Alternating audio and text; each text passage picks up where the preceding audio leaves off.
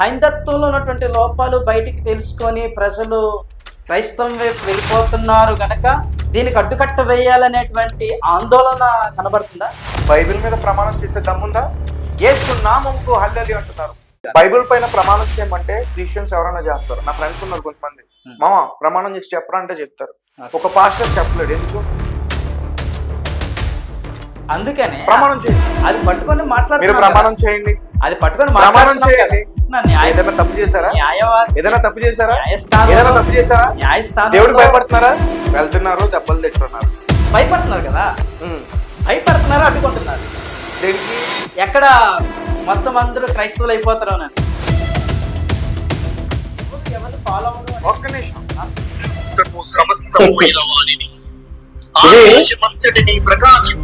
మహాభారతం నుండి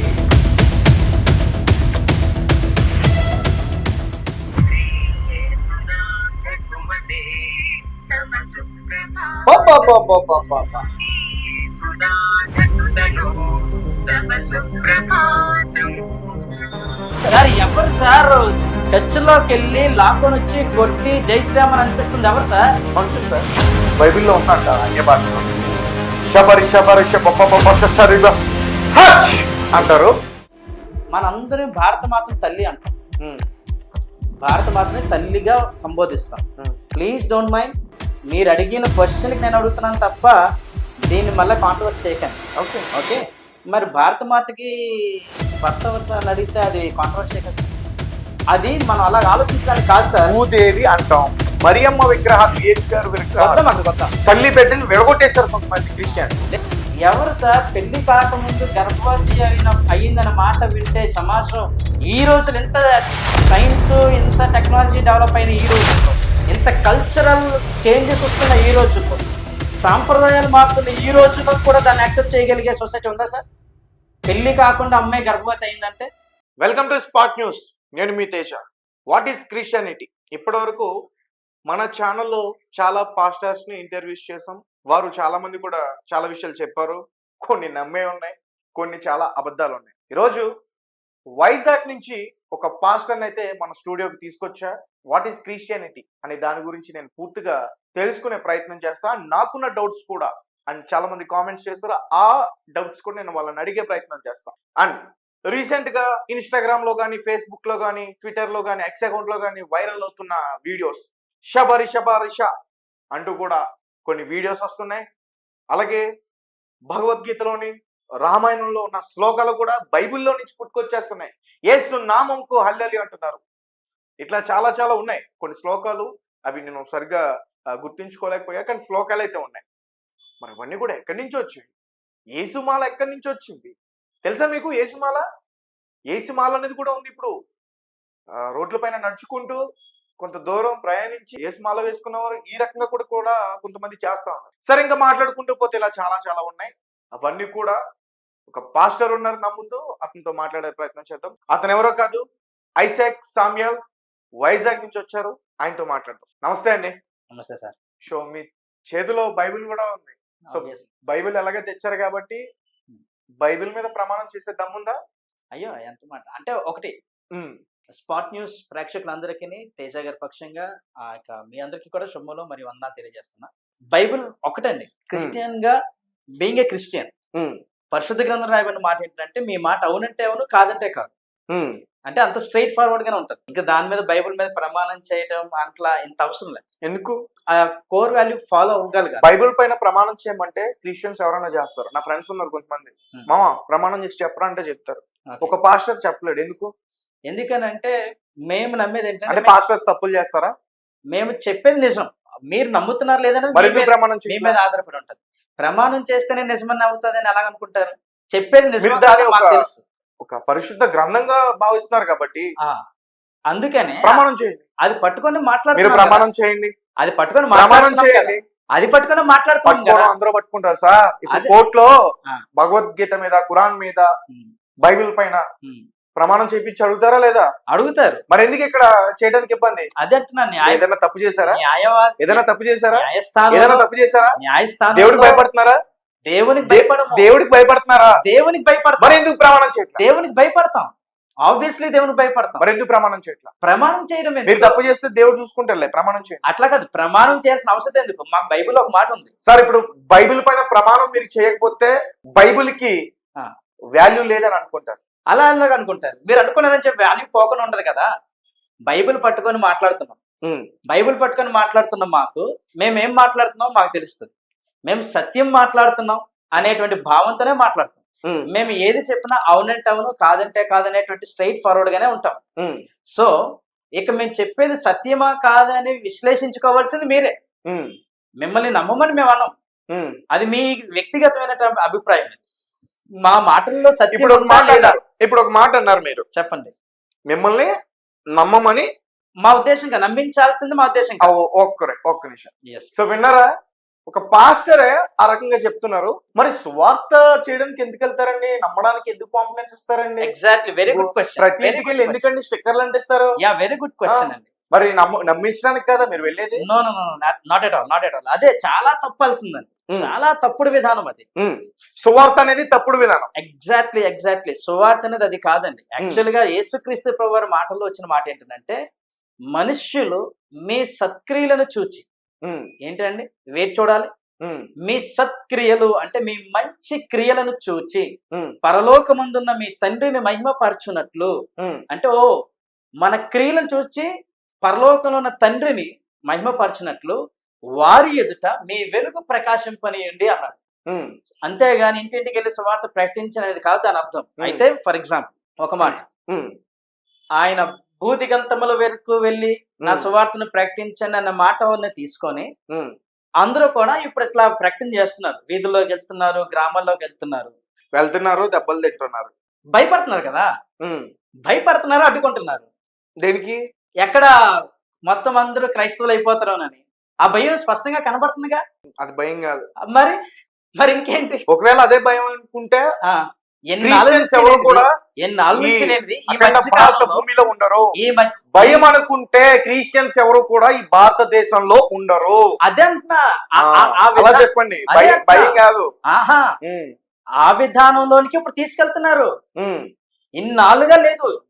ఈ యొక్క స్వాతంత్రం వచ్చిన ఇన్ని సంవత్సరాలుగా, 78 సంవత్సరాలుగా, లేదా సుమారుగా ఒక 70 సంవత్సరాలుగా లేదు.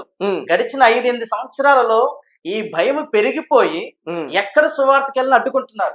నేను ఒక క్వశ్చన్ అడుగుతానండి, స్ట్రైట్ గా అడుగుతాను. మీరు అలాగే అడుగుతున్నాను, నేను అలాగే స్ట్రైట్ చెప్పండి. ఇప్పుడు మన భారతదేశం లౌకిక దేశం అంటాం, అవును, సెక్యులర్ కంట్రీ అంటాం, అవును. అలాగని భావించుంటే హైందవ సోదరులే గాని ముస్లిం సోదరులతో కానీ ఎప్పుడు ఎలాంటి సమస్యలు రాలేదు. కానీ ఈ మధ్య మత ఛాందస్యం పెరిగిపోయి ఇప్పుడు చాలా మంది భారతదేశాన్ని హిందూ దేశంగానే చూడాలి, హిందూ దేశంగానే మార్చాలి అనే భావనని పెంచి చాలా మంది మనోభావాల్ని రెచ్చగొడుతూ, వాళ్ళు ఉన్న విద్వేషాన్ని రెచ్చగొడుతూ ప్రవర్తిస్తున్నారు. గడిచిన 5-10 సంవత్సరాలు మన బాల్యదనం, మీరు నేను ఇంచుమించు ఒక 5-10 సంవత్సరాలు డిఫరెన్స్ ఉంటదేమో మన ఏజ్ కి. మన బాల్యదనాల్లో ఇలాంటి ఎక్కడైనా సరే అడ్డుకోవడం గాని, ఎవరిని ఎదిరించడం గాని, బెదిరించడం గాని, కొట్టడాలు గాని ఏమైనా ఉన్నాయా? ఏమీ లేవు. కానీ ఇప్పుడు పెరుగుతా ఉన్నాయి. గల కారణం ఏంటి? సరే, ఇన్నాళ్ళు వెయిట్ జస్ట్ మినిట్. ఓకే, ఎందుకని అడ్డుకుంటున్నారు ఇప్పుడు? సరే, ఒక మతం వాళ్ళు, beat Christianity, beat Muslim are beat Hinduism, ఎవరైనా సరే వాళ్ళ మతాన్ని వాళ్ళు ప్రచారం చేసుకుంటున్నారు. మిగిలిన మతం వారికి ఉన్న ఆటంకం ఏంటి? ఈ భారత రాజ్యాంగం మత స్వేచ్ఛ ఇచ్చింది కదా, మత ప్రకటించుకునే భావ స్వేచ్ఛ ఇచ్చింది కదా. సో ఆ స్వేచ్ఛను ఉపయోగించుకుంటే వాళ్ళు ప్రకటించుకుంటున్నప్పుడు చాలా మంది ఎందుకు ఇబ్బంది పడుతున్నారు అంటే, ఈ మతాన్ని ప్రకటిస్తే, క్రైస్తవ్యాన్ని ప్రకటిస్తే హైందత్వంలో ఉన్నటువంటి లోపాలు బయటికి తెలుసుకొని ప్రజలు క్రైస్తవం వైపు వెళ్ళిపోతున్నారు గనక దీనికి అడ్డుకట్ట వేయాలనేటువంటి ఆందోళన కనబడుతుందా? సరే, ఆలోచించండి. మీరు ఎక్కడ పుట్టారు? భారతదేశంలో. భారతదేశంలో పుట్టారు. భారతదేశంలో ఉన్న వాళ్ళందరినీ ఏమంటారు? భారతీయులు. భారతీయులు ఇతర దేశాలకు వెళ్తే ఏమంటారు? ఫర్ ఎగ్జాంపుల్, ఒక ముస్లిం కంట్రీకే వెళ్ళాం అనుకో, అక్కడ ఏమంటారు? ఇండియన్ అని అంటారు, భారతీయులని అంటారు, హిందువులు అంటారు. నో నో నో, మిమ్మల్ని అయినా సరే హిందువు అని అంటారు. మీరు కూడా హిందువే. ఇండియన్ అంటారు. మీరు హిందువు, మీ నాన్నగారు హిందువు. సరే, మీ నాన్నగారి పేరు చెప్పండి. ఇజ్రాయెల్. మీ నాన్నగారు తాతగారి పేరు చెప్పండి. బంగారయ్య గారు. బంగారయ్య బైబిల్ నేమా? ఆయన ఎవరు? ఇప్పుడు సరే, మీ నాయనమ్మ పేరు చెప్పండి. నాయనమ్మ పేరు బంగారమ్మ. బంగారమ్మ, బంగారయ్య. బంగారమ్మ, బంగారయ్య బైబిల్ నేమ్స్ అవి? బైబిల్ నేమ్స్ అయితేనే క్రిస్టియన్సా? ఎవరు చెప్పారు అట్లా అని?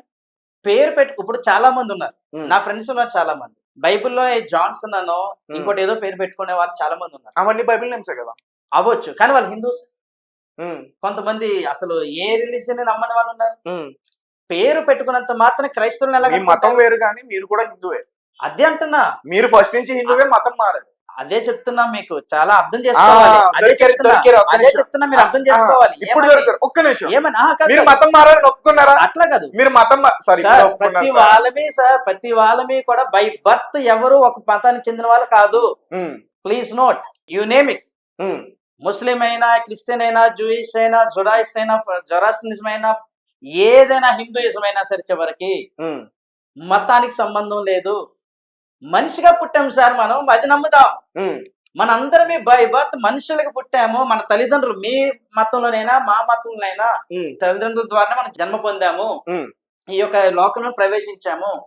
ఆ తర్వాత మనం పెరుగుతున్నప్పుడు మన తల్లిదండ్రులు మనకి నేర్పిన ఆలోచన విధానం గాని, లేదా మనం పెరిగిన తర్వాత మనము నేర్చుకుంటున్న మన అలవాట్లలో నుంచి తెలుసుకున్న విషయాల్లో నుంచి గాని ఈ మతం అనే విశ్వాసం అనే ఆలోచన ప్రారంభమవుతాయి. అర్థమైందా? సో దానిని బట్టి బై బర్త్ ఒక హైందవ సాంప్రదాయాన్ని అనుసరిస్తున్న దాంపత్య జీవితంలో నుంచి పుట్టిన వ్యక్తి కూడా పుట్టిన తర్వాత పెరుగుతున్నప్పుడు తనకున్న ఆలోచన అటువైపు మరల్చబడితే తన విశ్వాసం అటువైపు నడిపించబడుతుంది. ఆ ఆలోచనను బట్టి ఆ విశ్వాసం ద్వారా అటువైపు అడుగులు వేస్తాడు. కానీ ఎట్టి పరిస్థితుల్లో కూడా క్రిస్టియానిటీలో పుట్టిన వాళ్ళందరూ క్రైస్తవులు కాదు. ఇప్పుడు సపోజ్ నేను పాస్టర్ గారిని, నేను పెళ్లి చేసుకున్నా, మా ఇద్దరి దాంపత్య జీవితంలో నాకు ఒక కొడుకున్నాడు. వాడు క్రిస్టియన్ అవుతాడు, మా ఇద్దరు క్రిస్టియన్స్ కనుక వాడు క్రిస్టియన్ అవుతాడు అనుకోవడానికి వీల్లేదుగా. వాడు పెరిగిన తర్వాత వాడికి ఆ మత స్వేచ్ఛ ఉందిగా, వాడికి ఆ భావ స్వేచ్ఛ ఉందిగా. సో నేను అనేది ఏంటంటే స్వేచ్ఛ ఇవ్వబట్టే ఇప్పుడు సువార్తలో ధైర్యంగా చేయగలుగుతున్నారు నేను అంట. సువార్తలు అందరూ ధైర్యంగానే ప్రకటించుకుంటున్నారండి. సువార్త ధైర్యంగానే ప్రకటిస్తున్నారు మీరు అంటున్నారు. సరే, మరి సువార్తని ధైర్యంగా ఆపుతున్నారుగా. ఖచ్చితంగా. మరి ఎందుకు ఆపుతున్నారు?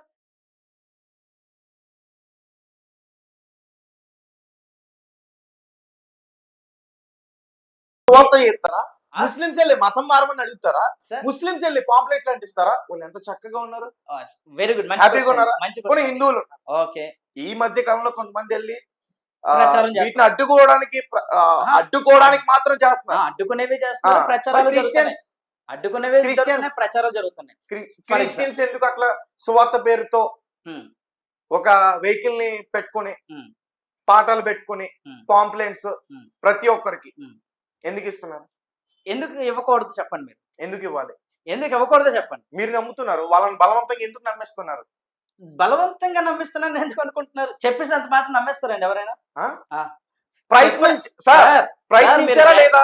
మీరు జాగ్రత్తగా ఆలోచించిన పక్కన పెడితే ప్రయత్నించారా లేదా? సార్, ప్రయత్నానికే భయపడిపోతున్నారండి సార్ మీరు. ప్లీజ్ మీరు తగ్గించకండి, హైందవ సాంప్రదాయాన్ని తగ్గించకండి. అది భయపడ్డం కాదు సార్. ఎందుకు సార్ భయపడితే అసలు ఇక్కడ ఉన్నారు సార్? సార్ భయపడితే క్రిస్టియన్స్ ఎవరు ఇక్కడ ఉన్నారు సార్? భయం కాదు అంటున్నా. అదే అన్న, భయపట్టి క్రైస్తవులని హింసించి చెదరగొట్టేసేంత ఆలోచన ఎందుకు వస్తుంది మన హైందవులకి? కలిసిమెలిసి పెరుగుతున్నాం మనం. అది మేము అంటున్నాం, కలిసిమెలిసి ఉందాం. ఉన్నారా? ఓకే, ఉండండి. హ్యాపీగా చర్చిలో ఉన్నారా? ప్రేయర్ చేయండి. అయ్యో, సరదాగా మమ్మల్ని క్రిస్మస్ పిలండి. అయ్యో, మేము శ్రీరామనవమికి పిలుస్తాం, దసరాకి పిలుస్తాం. రండి, కలిసిమెలిసి ఉందాం. ఓకే, ఖచ్చితంగా. అక్కడ వేరే విషయం, మా ప్రసాదాలు మీరు తినరు, మీరు ఏం పెట్టినా బిర్యానీ పెట్టినా మేము ఏదైనా తింటాం. ఒక్క నిమిషం, అంతవరకు ఓకే.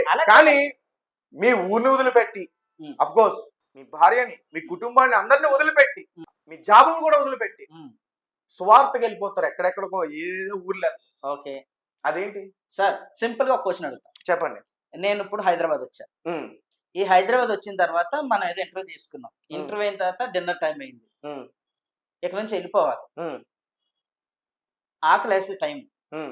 నన్ను పంపించే ముందు మీకు ఏమైనా ఆలోచన వస్తుందా?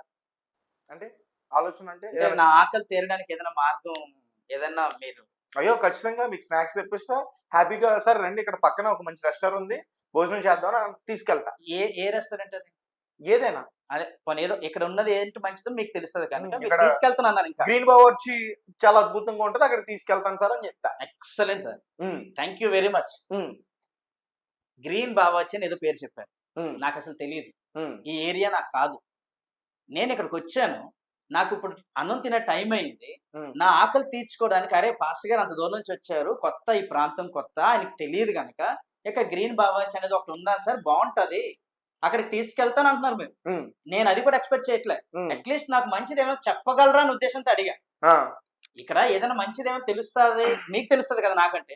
ఉమ్, సో పలానాది బాగుంటది అని చెప్పడం వరకైనా సరే చేయగలుగుతారా లేదని అడిగా మిమ్మల్ని. ఉమ్, ఇప్పుడు తీసుకెళ్తానని అంటున్నారు అని అంటే అట్లీస్ట్ పలానాది బాగుంటదని చెప్పడానికి కూడా మీరు వెనుకాడరే నాకు తెలిసి, అవును, కదా? ఆ, అంతే కదా? ఉమ్, సో పరిశుద్ధ గ్రంథంలో మాట ఉంది sir, um, taste and see that the Lord is good. Um, యెహోవా ఉత్తముడని రుచి చూచి తెలుసుకొనిడి అని ఉంది సార్. ఉమ్, అంటే దాని అర్థం ఏంటి? రుచి చూచిన వాళ్ళు రుచి చూడని వారికి తెలియచేయాలి అని అర్థం. ఉమ్, ప్లీజ్ దయచేసి అర్థం చేసుకోండి. ఉమ్, ఇప్పుడు సపోజ్ నేను రుచి చూశాను. నేను చూసిన రుచిని చూడలేని వారికి తెలియచేయాలనేది మా తాపత్రయం, లేకపోతే మా ఉద్దేశం, మా అంతే, అంతవరకే. ఉమ్, ఇప్పుడు మేము తెలియజేసిన తర్వాత మీరు చెప్పారు గ్రీన్ బావర్చి అని. మీరు గ్రీన్ బావర్చి చెప్తే నేను రెడ్ బావర్చికి వెళ్తా. ఉమ్, అది నా ఇష్టం, నా స్వేచ్ఛ. ఉమ్, మీరు చెప్పారు కదా నేను అందులోకే వెళ్ళి తినాల్సిన అవసరం నాకు లేదు. ఒకవేళ అక్కడికి వెళ్ళి తిన్నాను అనుకోండి, అక్కడ మీకు నచ్చింది అనుకున్నారు, నచ్చిందనే చెప్పారు, అది వాస్తవమే. కానీ నా ప్రాంతంలో నేను తిన్న ఆహార పద్ధతులకి ఆ రుచికి వ్యత్యాసం ఉండొచ్చు. ఉమ్, మీ వరకు అది వాస్తవం, మీరు చెప్పింది వాస్తవమే, అది తప్పని నేను అన్నాను. నేను ప్రకటించింది వాస్తవమే, తప్పని కాదు. కానీ మీరు పెరిగిన వాతావరణానికి, మీ అభిరుచులకి, మీ ఆలోచన విధానానికి ఇది సరిపోవచ్చు, సరిపోకపోవచ్చు. ఉమ్, నాకు ఆ నేను బావచ్చి సరిగా అనిపించలేదు అనుకోండి, ఉమ్, మీరు చెప్పారన్న వెళ్ళి అక్కడ చేదు అనుభవం తీసుకొని ఆ రుచి బాగోక వెనక్కి తిరిగిన సందర్భాలు కూడా ఉండకపోవు ఉమ్, కదా. అలాగనే దేవుని గురించి, యేసుక్రీస్తు ప్రభు వారి గురించి, ఆయన ఈ లోకానికి వచ్చిన సర్వ మానవాళికి వచ్చిన రక్షకుడు అనేది మేము నమ్ముతాం. ఉమ్, మా విశ్వాసాన్ని మేము ప్రకటిస్తాం. ఎక్కడ ఆ ప్రాంతాల్లో, ఆయా ఊళ్ళల్లో మేము ప్రవేశించి ప్రకటిస్తాం. ప్రకటించినప్పుడు మేము అక్కడ దగ్గరలో ఎక్కడ చర్చ్ ఉంటే ఆ చర్చికి వెళ్ళి నమ్ముకోండి అలా అని అంటాం. అలా ప్రకటించి ఉమ్. ఇక్కడికి వచ్చింది ఆ ప్రకటన భారతదేశంలోకి. తప్పేముంది? తప్పే. ఎందుకని అదే దాన్ని ఎందుకు అక్కడ తప్పుగా ఎక్కడి నుంచి చూస్తున్నారు? వచ్చింది? అక్కడ అక్కడ ఎక్కడి నుంచి వచ్చింది? వెరీ గుడ్, ఇది భారతము. Very good. ఉమ్, అక్కడ ఎక్కడి నుంచో వచ్చింది అంటున్నారు, ఉమ్. అంతే కదా? ఎక్కడి నుంచో వస్తే, ఎక్కడి నుంచో వచ్చిన ఫోన్ మనం వలస వచ్చిన మతం సార్. సార్ వలసే సార్. హైందవ్యం వలస కాదా? ఎక్కడి నుంచి వచ్చింది హైందవం? ఎక్కడి నుంచి వచ్చింది? మీకు ఎక్కడ ఆ ఇక్కడ వలస వచ్చిందని మీరు ఎలా చెప్తారు? ఇక్కడ ఎన్ని ఆనవాళ్ళు ఉన్నాయి? ఇక్కడ ఎందుకు? ఇక్కడ ఇక్కడ ఆనవాళ్ళు అన్ని కూడా ఎక్కడ ఎలా ప్రారంభమయ్యాయి? ఇక్కడ పుట్టాయా ఆనవాళ్ళు? ఖచ్చితంగా ఇక్కడే పుట్టాయి. No no no no. ఆ, వలస వచ్చిన వాళ్ళని ఇక్కడ స్థాపించారు సార్. ఆహా. ఆ దయచేసి ఒకసారి చరిత్ర తిరిగేయండి. ఉమ్. ఇక్కడ భారత అంటే ఓకే, ఆ, ఇప్పుడు క్రిస్టియన్ మొత్తం ఇజ్రాయెల్ నుంచి వచ్చిందని చెప్తాను సార్. అక్కడ సార్. పుట్టారు కాబట్టి ఓకే, ప్రభులు వారు. ఓకే, ఆ? ఓకే హైందవ మొత్తం ఎక్కడ పుట్టింది సార్? సార్. మీరు చెప్పండి. దాని గురించి ఆ, మీరే నాకు మంచి క్లారిటీ ఇవ్వాలి. ఎందుకని? మీరు హైందవులు కనుక. అందుకే కదా సార్ మేము ఇప్పుడు ఇక్కడే భారత భూమిలోనే పుట్టింది. సార్ అని భారత అని భూమి మిమ్మల్ని అనేది నమ్మిస్తున్నారు. ఒక దేవాలయం లాంటిది. సార్ అని మిమ్మల్ని నమ్మిస్తున్నారు. ఇంట్లో ఎన్ని గదులున్నా బెడ్రూమ్ కంటే ఒక స్పెషాలిటీ ఉంటది. Super sir. ఊర్లో ఎన్ని గుళ్ళు ఉన్నా ఆ. ఒక గుడికి అనేది ఖచ్చితంగా ప్రాధాన్యత ఉంటది. Very good sir. గుడికి ఇచ్చే ప్రాధాన్యత వేరే ఉంటది, ఇల్లుకి ఇచ్చే ప్రాధాన్యత వేరే ఉంటది. ఇంట్లో కూడా పూజ గదులు ఉంటాయి, అయినా ఎందుకు గుడికి వెళ్తాం? ఎక్సలెంట్. అది Very పుణ్యక్షేత్రమే కదా. Very good. అలాంటి పుణ్యక్షేత్రమే ఈ భారత భూమి కూడా. ఆ పుణ్యక్షేత్రము ఏర్పడడానికి ముందు ఖాళీ ప్రదేశమే కదా. ప్లీజ్ అర్థం చేసుకోండి. ఉమ్, ఆ పుణ్యస్థలం ఏర్పడక ముందు అది ఖాళీ ప్రదేశమే కదా. ఉమ్, ఎవరో ఒకరు మనలాంటి వాళ్ళు ఎవరో వచ్చి అక్కడ ప్రారంభించబట్టే కదా అది పుణ్యక్షేత్రం అయింది. ఉమ్, అది మా చర్చ అనుకోండి. ఉమ్. నేను ఫలానా మతం అని స్పెసిఫిక్ గా మాట్లాడుతుంది. ఇక్కడంత ప్రాముఖ్యత కలిగిన చర్చలు అయితే ఏం లేవు. అదే అంటున్నా. ఇప్పుడు సార్ ఒకటి ప్రాముఖ్యత, చెప్పండి, సార్ ప్రాముఖ్యత అనేది- ఇండియాలో ప్రాముఖ్యత అనేది- ప్రాముఖ్యత కలిగిన చర్చిలు ఏమైనా ఉంటే ఒకటి చెప్పండి సార్ సరే, రెండు చెప్పండి. చర్చ్ కన్స్ట్రక్షన్ వైజ్ గా చూడము మేము. ఉమ్, మాకు సంఘం అంటే చర్చ్ అంటే ఉమ్, నిర్మాణము కాదు, గోడలతో నిర్మితమైనటువంటి వ్యవస్థ కాదు. ఉమ్, మాకు సంఘం అంటే ఇప్పుడు గురజ డప్పారావు గారు ఒక మాట అన్నారు సార్. ఉమ్, మీకు అందరూ తెలుసు, మనందరూ చదువుకున్నాం. ఉమ్, దేశం అంటే మట్టి కాదోయ్, దేశం అంటే మనుషులోయ్ అన్నారు. ఉమ్, అలాగనే సంఘం అంటే గోడలు కాదు, ఈ సంఘం అంటే విశ్వాసులు అంటాం. ఉమ్, అంటే సంఘం అంటే విశ్వాసులు. సంఘం అంటే ఏదో పెద్ద చరిత్ర ఉండాలి, చర్చ్ ఉండాలి అని కాదు సార్. ఆ చరిత్ర దేనికి వచ్చింది? కట్టడం వలన, లేకపోతే ఆ కట్టినప్పుడు జరిగినటువంటి పరిణామాల వలన, లేకపోతే ఆ స్థలంలోకి వెళ్ళిన తర్వాత జరుగుతున్న అద్భుతాల వలన, అప్పుడు ఎప్పుడో అలా స్థాపించబడింది. ఇప్పటికీ అది అలా కంటిన్యూ అవుతుంది సార్. ఇప్పుడు దేవాలయమే కానీ దేవుని ఆలయం సార్, అది దేవుని ఆలయం. మీరు అందులో మీ మతానికి సంబంధించిన దేవుని పెడితే ఆ దేవుని ఆలయం, మా మతానికి సంబంధించిన దేవుని పెడితే మా దేవుని ఆలయం. అది దేవుని ఆలయం. మందిరం అనేది దేవుని ఆలయం. ఓకే, అంతవరకు రైట్. ఆ ఆలయం మనుషులే అని అంటది బైబిల్. ఓకే, అర్థమైందా? అంటే మనిషే, మీ దేహములే దేవుని ఆలయములై ఉన్నాయన్న సంగతి సరే మీరు ఎరుగరా అని అడుగుతారు సార్ బైబిల్. Okay, right. ప్రాంతం ఎక్కడి నుంచి పుట్టుకొచ్చారు అనేది అక్కడి నుంచి ఈ ప్రశ్న మొదలైంది మొత్తం అక్కడి నుంచి కదా. ఓకే సరే, ఓకే, దానికి మీరు క్లారిటీ ఇచ్చారు, నేను విన్నా. నేను అడిగిన దానికి కూడా మీరు క్లారిటీ ఇవ్వాలి, ఓకేనా? ఏంటి అడుగుతున్నారు? ఇప్పుడు రీసెంట్ గా బైబిల్లో నుంచి కొన్ని శ్లోకాలు పుట్టుకొస్తున్నాయి. శ్లోకాలు? బైబిల్లోంచి శ్లోకాలు యూట్యూబ్ లో పెట్టి వినిపించాలా? నాకు తెలియదు. నువ్వు విన్నావా యేసు శ్లోకాలు? ఏమో నేను వినలేదు. మరి ఎక్కడి నుంచి వచ్చాయో ఏంటి సార్? ప్లే చేస్తాను సార్. ఎవరిని ఫాలో అవుతున్నారో ఇందులో, ఎవరు ఫాలో అవ్వడం అనేది. ఒక్క నిమిషం ప్లీజ్. ఇది మహాభారతంలోని చెప్పింది ఇది. ఆ రకంగా చెప్తారు. Tune copy, tone copy.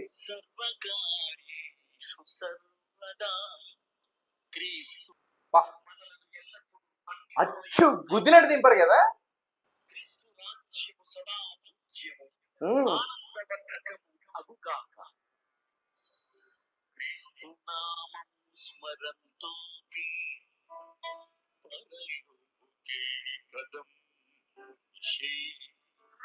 మీరు కొంచెం తర్వాత ఏనండి, మనకి అదే ఇబ్బంది అయితే.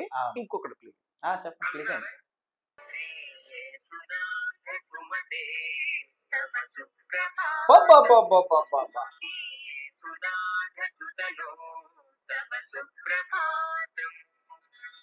సార్ ఇంకేమన్నా ప్లే చేయమంటారా? అంటే ఎందుకు అడుగుతున్నా నాకు అర్థం కాదు. అంటే మీ ట్యూన్స్ ని కాపీ చేసి లిరిక్ మార్చారు మా వాళ్ళు అంటున్నారు సార్. ఈ ఎక్కడి నుంచి పుట్టుకొచ్చారు సార్? బైబుల్లో అయితే లేవు కదా సార్ అట్లాంటి. ఓకే, ఉన్నాయో లేవు సార్? శ్లోకాలు అయితే లేవు బైబిల్లో. Yes, copy paste.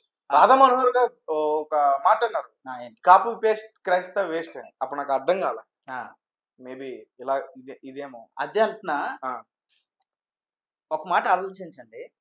ఇప్పుడు వీళ్ళు చేసినది మీరు కాపీ పేస్ట్ అంటున్నారు. ఏమని? శ్లోకాలు ఏదో మీరు వాడుకున్న శ్లోకాలని వీళ్ళు ఇందులో మాట్లాడుతున్నారు, లేకపోతే మా పదాలు వేసుకొని మీ శ్లోకాన్ని మార్చి యేసు గారి పేరిట పాడేస్తున్నారు. ఓకే, అది ఇప్పుడు ఎవరు ఎక్కడి నుంచి పుట్టుకొచ్చారు, ఎవరు ఎక్కడ పుట్టారు, ఏ మతం ఎక్కడి నుంచి ఎక్కడికి వచ్చింది ఇప్పుడు చెప్పండి. ఎవరిని చూసి ఫాలో అవుతున్నారు అది కూడా చెప్పండి. శ్లోకం ఒకటి మార్చినంత మాత్రాన మొత్తం అంతటికి ఎలాగ ఆపాదిస్తారు మీరు? ఇంకోటి ఫర్ ఎగ్జాంపుల్, శ్లోకం మారడం కాదు సార్, సరే మీరే మారుతున్నారు. ఓకే సరే సరే, మీ ప్రశ్నకే మీకు ఎందుకు భయం అన్నారు? భయం లేదు, ఎందుకంటే మీరే మారుతున్నారు. ఓకే, ఆ క్లారిటీ ఉంది కదా మీకు? మేము మాట్లాడుతున్న క్లారిటీ మీకు ఉంది కదా? ఉందిగా. మరి ఎందుకు భయపడుతున్నారు? భయం కాదు సార్, మారనియండి మమ్మల్ని. మేము బలవంతంగా వద్దంటాం సార్. బలవంతంగా ఎవరు సార్? అందరూ మనుషులమే కదా సార్, మనిషికి హాని కలగకూడదండి సార్. సార్ ఎవరు సార్ చర్చిలోకి వెళ్ళి లాక్కొని వచ్చి కొట్టి జై శ్రీరామ్ అని అనిపిస్తుంది? ఎవరు సార్? మనుషులు సార్, హిందువులు కాదు. మీరు మనుషులు ఎందుకు చూడలేకపోతున్నారు? బైబిల్ ఏం చెప్పింది? బైబిల్ హింస చేయమని చెప్పింది ఎక్కడైనా? మరి చెప్పలేదు కదా. ఎవరు హింస చేస్తున్నారు? నార్మల్ గా చూడాలి. అప్పుడు సార్ అప్పుడు ఎవరు హింస చేస్తారు అంటే మీరు హింస చేసినప్పుడేమో మనుషులు నార్మల్ గా చూడాలి. మేము సువార్త పీస్ఫుల్ గా శాంతియుతంగా ప్రాక్టీస్ చేస్తే, సువార్తను శాంతియుతంగా మాది నమ్మిన విశ్వాసం ప్రకటిస్తే అది మీరు హింసగా చూస్తారా? నార్మల్ గా వస్తే ఓకే సార్, పెద్ద పెద్ద సౌండ్ బాక్సులు పెట్టుకుని వస్తారు సార్. ఆ పక్కన ఏదో స్కూల్ ఉంటుంది సార్, డిస్టర్బ్ కదా సార్. సార్ ఆ స్కూల్ ఉంటుంది డిస్టర్బెన్స్ అనే సంగతి, లేకపోతే ఇంటర్లో ఉండి చదువుకుంటారనే సంగతి. ఓన్లీ సువార్తకి వచ్చిన ఒక్క బాక్స్ పట్టుకొని వస్తారు సార్ వాళ్ళు. దానికే మీరు ఎలాగంటే మరి డీజిల్ పెద్ద పెద్ద వ్యాన్ బొలెరోతో డీజిల్ పెట్టి సౌండ్ పెడతారు సార్. డైలీ అప్పుడు సార్ అదే పనిగా ఉంటుందా సార్ అది?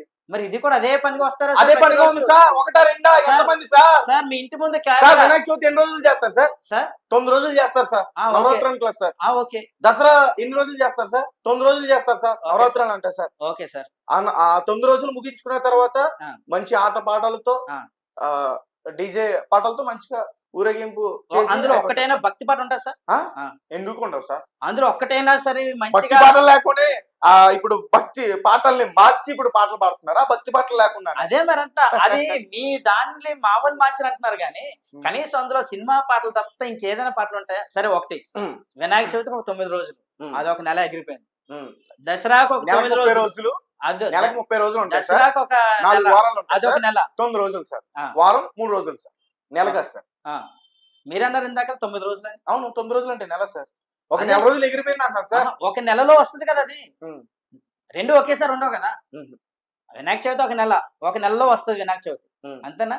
ఆ నెలలో 9 రోజులు. ఉమ్. ఈ వారం మేము ఈ వీధులు, ఆ వారం ఆ వీధులు, ఆ వారం మేము ఈ వీధులు, మొత్తం ఆ 9 రోజులు 9 ఇళ్ళు కలిసి ఆ రోజు తిరుగుతూనే ఉంటాను. ఎన్ని రోజులు? నేను దాని తప్పని ఉద్దేశంతో చెప్పడం లేదు సుమా, మీరు అడిగారు కనుక మాట్లాడుతున్నా. ఏమని అంత పెద్ద పెద్ద మా ఒక్క బాక్స్ కోసం మీరు అడిగారు కనుక నేను పెద్ద డీజే సౌండ్ కోసం అడుగుతున్నా. నేను దాని గురించి నేను ఎప్పుడు మా ప్రాంతంలో గానీ మా ఏరియాలో గానీ హైందవులతో పాటు మేము అందరం చాలా సంతోషంగా సరదాగానే తిరుగుతాం. సరే ఇంకో విషయం చెప్తాను సార్ మీకు. ఒక మాట నన్ను కంప్లీట్ చేయనివ్వండి. ఓకే. కానీ ఎప్పుడు కూడా మేము ఎప్పుడు ఇబ్బందులు అనుభవించలే. అలానే మా చర్చ్ తరపునటువంటి యాక్టివిటీస్ ఏవైనా మా తోటి ఇరుగు పొరుగు వారికి ఇబ్బంది అనిపించినప్పుడు వాళ్ళు మా దగ్గరికి వచ్చి మాట్లాడతారు. మీకు ఒక క్లారిటీ ఉంటది కదా. జస్ట్ మినిట్, మా దగ్గరికి వచ్చి అడుగుతారు, సార్ మీరు పెడుతున్న సౌండ్ కొంచెం మాకు ఇబ్బందిగా ఉంది అని. అడగగానే మేము వెంటనే దాన్ని కంట్రోల్ చేస్తాం, మేము వెంటనే దాన్ని తగ్గిస్తాం. అలా మన సత్సంబంధాలతో మా ఇరుగు పొరుగు వారితో మంచిగానే వెళ్తుంటాం ఇంతవరకు. సో మేము ఎప్పుడు కూడా హైందవ మతాన్ని గానీ హైందవ సోదరులను గానీ ఇరుగు పొరుగు వారిని గానీ చాలా అన్యోన్యంగానే సోదరులను గానీ భావించుకుంటూ వెళ్తున్నాం.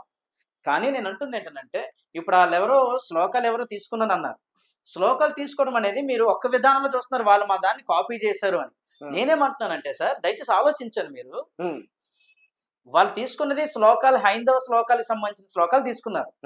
చాలా మంది క్రైస్తవ్యానికి వస్తున్న వాళ్ళలో హైందవ్యం నుంచి వచ్చిన వాళ్ళు చాలా మంది ఉన్నారు కూడా, చాలా మంది ఉన్నారు. సో వాళ్ళలో ఎక్కడైనా సరే ఆ యొక్క ఏదైతే ఇప్పుడు మనం ఎందులోంచి వచ్చామో వాటి యొక్క ఆ ఉనికిని కోల్పోతున్నామని అనిపిస్తున్నప్పుడు వారికి ఊరట కలిగించడానికి ఆ వ్యక్తి ఏదో ఒక ఆల్టర్నేట్ మెథడ్ గా ఉంచారు తప్ప అదొక్కటే క్రైస్తవ్యాన్ని ప్రకటించే ఆ విధానం ఏం కాదే. ఇప్పుడు మీరు ఇన్నాళ్ళల్లో ఇన్ని సంవత్సరాల పరిచర్యలో ఇన్ని స్టేజ్ల మీద జరిగేటువంటి ప్రోగ్రామ్స్ లో ఆ ఒక్కసారి జరిగిన క్లిప్ చూశారు. అలా అయితే మొన్న నేను ఒక 2 years బ్యాక్ ఇప్పుడు కోవిడ్ తర్వాత ఏ పాట అది మర్చిపోయానండి, పుష్పాలో ఏదో పాట అండి, ఏదో ఆ పాట మర్చిపోయాను. Please remind me. పుష్పాలోనే పాట ఐటమ్ సాంగ్ లాగా మీరే గుర్తు తెచ్చుకోండి సార్. పుష్పాలో ఫేమస్ సాంగ్ సార్. అదే మీరే చెప్పండి సార్. కొన్ని ఏదైనా అందులో ఉన్న పాటలు ఏమైనా 2-3 చెప్పండి.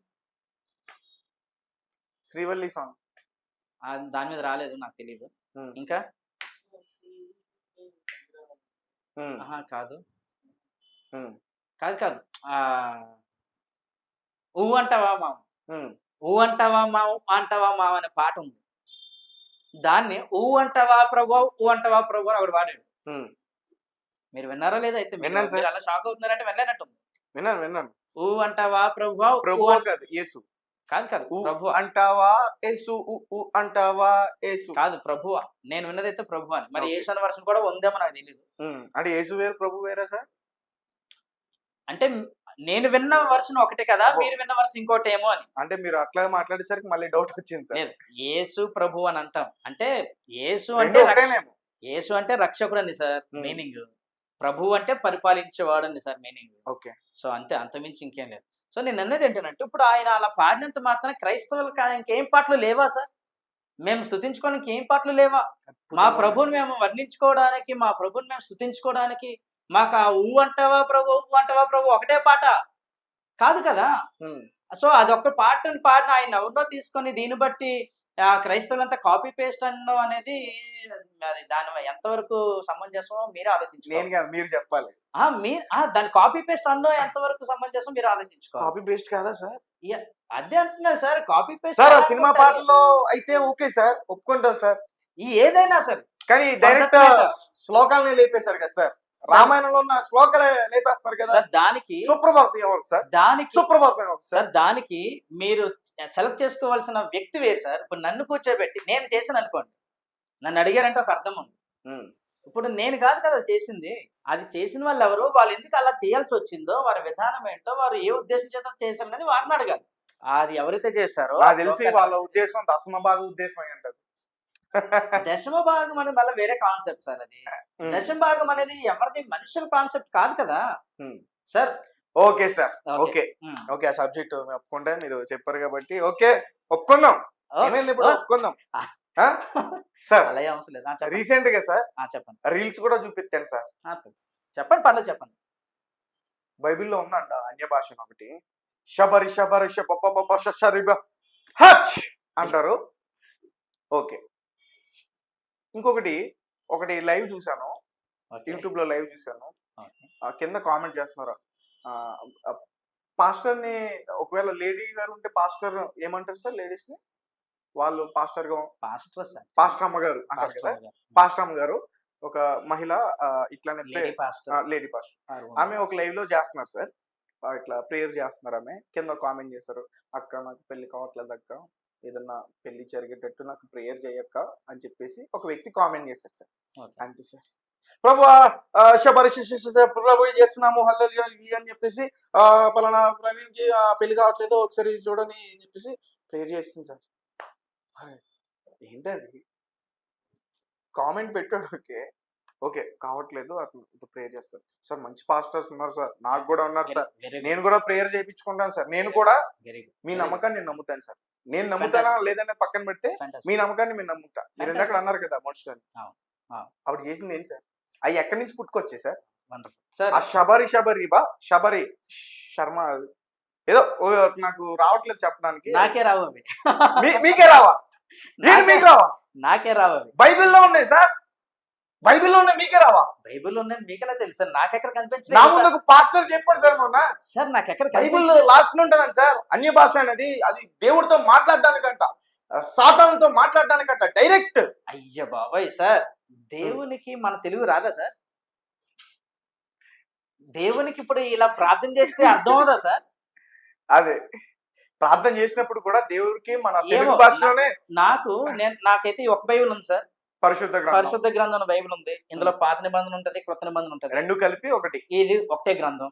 ఈ ఆదికాండం నుంచి ప్రకటన గ్రంథం వరకు ఏదో ఒక సందర్భంలో అలా చదువుకుంటూ వచ్చాను సార్. కంప్లీట్ అయ్యింది. ఎక్కడన్నా దొరికినాయా అంటే మీరన్న పదం అయితే దొరకలేదు నాకు, ఆ వర్డ్స్ అయితే లేవు. ఓకే. అన్య భాషలు అనే కాన్సెప్ట్ ఉంది, నేను కాదంట, కానీ దాని గురించి వివరణ ఇవ్వండి. నాకు తెలిసింది చెప్తా ఖచ్చితంగా. ఎందుకనంటే దీని మీద చాలా కాంట్రవర్షియల్ టాపిక్ ఇది. ఎందుకంటే చాలా సంఘాలు వీటి మీద ఆధారపడి వారి పరిచయం కొనసాగిస్తున్నాయి. అలాంటి సంఘాలను ఎవరిని విమర్శించాలనో, మళ్ళీ ఒకవేళ మీరు చెప్పిందన్నప్పుడు అవన్నీ కూడా ఆగిపోతే మళ్ళీ వాళ్ళకి ఇబ్బంది అయింది. నో అలా అని కాదు, అట్లా అని నా ఉద్దేశం కాదు. కానీ అంటే వారి ఆలోచన విధానం వేరు, ఇప్పుడు మేము ఆలోచించే మా ఆలోచన విధానం వేరు. సో అది వాళ్ళని విమర్శించాలనే ఉద్దేశంతో కాదు, జస్ట్ ఆలోచింప చేయాలనే ఉద్దేశంతో నేను మాట్లాడుతున్నా. ఇప్పుడు మీరు అన్నారు ఒక మాట ఇందాక, కొన్ని లెటర్స్ రిపీట్ చేశారు, అక్షరాలు రిపీట్ చేశారు కదా సార్. What is language? భాష అంటే ఏంటి సార్? మనకు అర్థం కావడం కదా సార్. విభిన్నమైనటువంటి మనం కలిగిన ఆలోచనలని వ్యక్తపరచుకోవడానికి, భావం వ్యక్తకరణ చేయడానికి ఉపయోగించుకునే కొన్ని పదాల సముదాయం నాకు తెలిసినంత వరకు కదా సార్. అది కంప్లీట్ లాంగ్వేజ్. ఏవో ఒక తెలుగులోనే కానీ, ఇంగ్లీష్లోనే కానీ, హిందీలోనే కానీ, యు నేమ్ ఇట్, ఎనీ భాషలో ఏదో 1-2 పదాలు, 1-2 అక్షరాలని రిపీట్ చేసినంత మాత్రం అది భాష అవ్వదు సార్. సింపుల్ లాజిక్ ఇది. సో ఎవరో ఏదో 2 మాటలు, 2 అక్షరాలు, 2 లేక 4-5 పదాల సముదాయాన్ని రిపీట్ చేసి ఉపయోగించి ఎమోషనల్ గా మాట్లాడుతున్నారు. దీన్ని ఏదో దేవునితో మాట్లాడుతున్నట్లు, అపవాదిని గద్దిస్తున్నట్లు, ప్రజలకు ఏదో అది చూపిస్తున్నారు అని అంటే ఆలోచించాలి సార్ మనం. వింటున్న మనం ఆలోచించుకొని నిర్ణయించుకోవాలి. వారిని ఎవరినో విమర్శించడం నా ఉద్దేశం కాదు. అన్య భాష అనే కాన్సెప్ట్ ఉంది సార్. అది మొట్టమొదటి కాన్సెప్ట్ అపోస్తుల కార్యాల గ్రంథము అనే ఒక పుస్తకం ఉంది సార్. అపోస్తుల కార్యాల గ్రంథం అనేది ఎక్కడ ప్రారంభమవుతుందంటే, ఆ పుస్తకం రచించిన ఆయన 2 పుస్తకాలు రాశాడు. ఒకటి లోకాసు వార్త, రెండోది అపోస్తుల కార్యాల గ్రంథం అని 2 పుస్తకాలు రాశాడు. లోకాసు వార్త అనేటువంటి మొదటి పుస్తకంలో యేసు ప్రభు వారి జననం గురించి, ఆయన పెరిగినప్పుడు చేసిన పరిచర్య గురించి, ఆ పరిచర్యలో చేసిన స్వస్థతలు, అద్భుత కార్యాలు, దేవుని సువార్తను ప్రకటించడం గురించి, ఆ తర్వాత ఆయన పరిచర్య ముగింపు, ఆయన జీవిత ముగింపు అనగా ఈ సిలువ మీద పడిన శ్రమలు, సిలువ మరణం, సమాధి చేయబడ్డం, తర్వాత 3వ దినమున పునరుత్థానుడే సజీవుడిగా తిరిగి లేచి పరలోకానికి ఆరోహణం అవడంతో మొదటి పుస్తకమైన లోకాసు వార్త అనే పుస్తకాన్ని ముగించాడు. ఇప్పుడు 2వ పుస్తకం. ఈ 2వ పుస్తకం ఏంటంటే, ఈ పరలోకానికి వెళ్ళినటువంటి యేసుక్రీస్తు ప్రభు వారు వెళ్తున్నప్పుడు, నేను ఎలాగైతే పరలోకానికి వెళ్తున్నానో ఆయన అలాగనే తిరిగి వస్తారు అని ఆయన తీసుకెళ్తున్నటువంటి దూతలు ఆయనను వెంబడించిన శిష్యులతో చెప్తారు ఒక మాట. సో ఈ శిష్యులైన వారు ఏం చేస్తారంటే, యేసు ప్రభుని వెంబడించిన వారు 12 మంది సార్. 12 మంది శిష్యులు. అందులో ఒకడు యేసు ప్రభుని అప్పగించేస్తాడు. సో ఆడు చనిపోతాడు.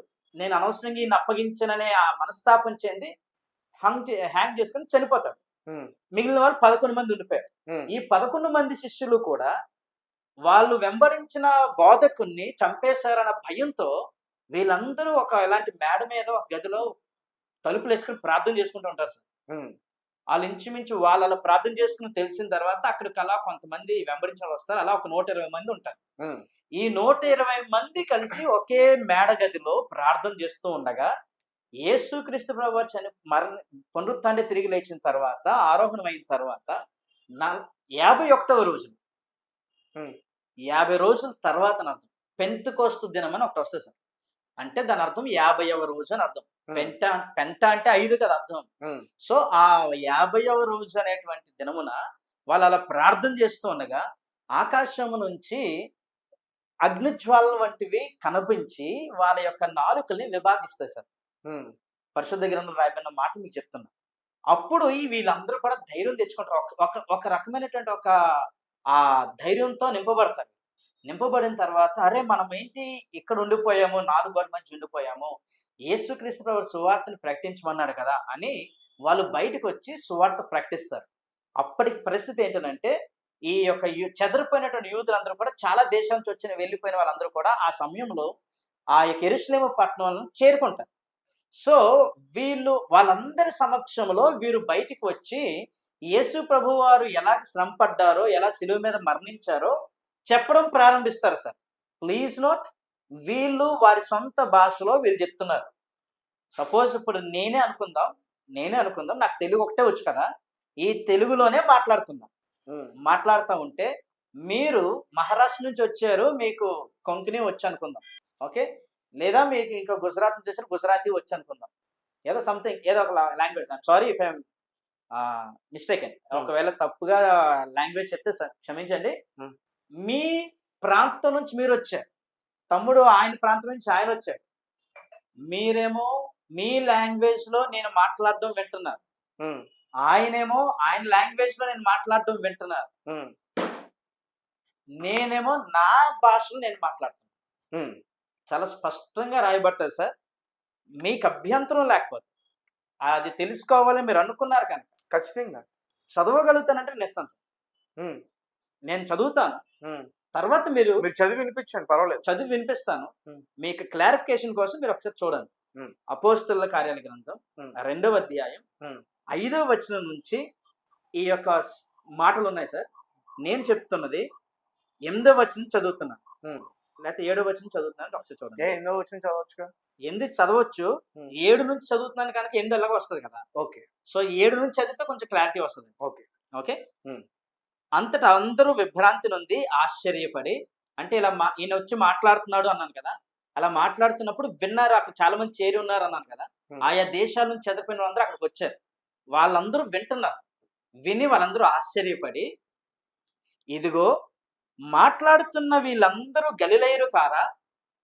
అంటే వీళ్ళు గలిలయ ప్రాంతానికి సంబంధించిన వాళ్ళు, ఈ మాటలు చెప్తున్న యేసు ప్రభు శిష్యులైన వారు. వీళ్ళు గలిలయలు కదా, నన్ను మీరు ఆంధ్ర వాడు కదా అనుకుంటారు కదా. ఉమ్. ఓకే, ఇప్పుడు 8వ వచనం, మనలో ప్రతివాడు, అంటే ఎవరెవరైతే ఆయా దేశాల నుంచి వచ్చారో వింటున్నారో వాళ్ళందరూ అనుకుంటున్నమాట, మనలో ప్రతివాడు తాను పుట్టిన దేశపు భాషతో వీరు మాట్లాడుట మనం వినుచున్నామే. ఉమ్. ఇదేంటి? ఇప్పుడు వాళ్ళు ఏమని వింటున్నారు సార్?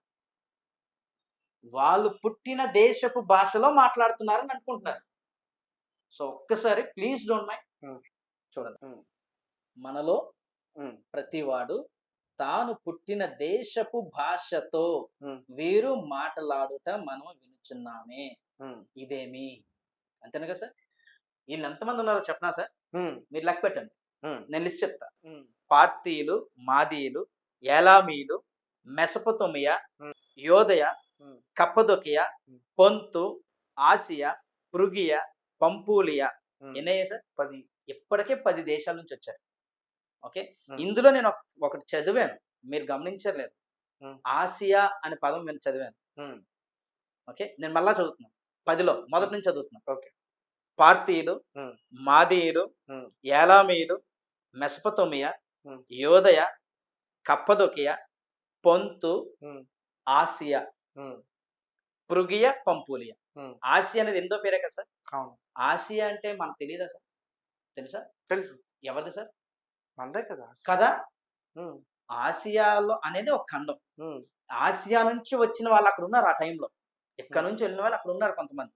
ఉమ్. ఓకే, ఆసియా అంతా వదిలేద్దాం సార్. ఆసియా అంటే ఏమో చాలా, మన పక్కన పాకిస్తాన్ వస్తుంది, కింద బంగ్లాదేశ్ వస్తుంది, కింద శ్రీలంక వస్తుంది, ఉమ్. మీద చైనా వస్తుంది. ఇవన్నీ ఆసియాయే కదా, అవును. ఏషియన్ కంట్రీసే కదా.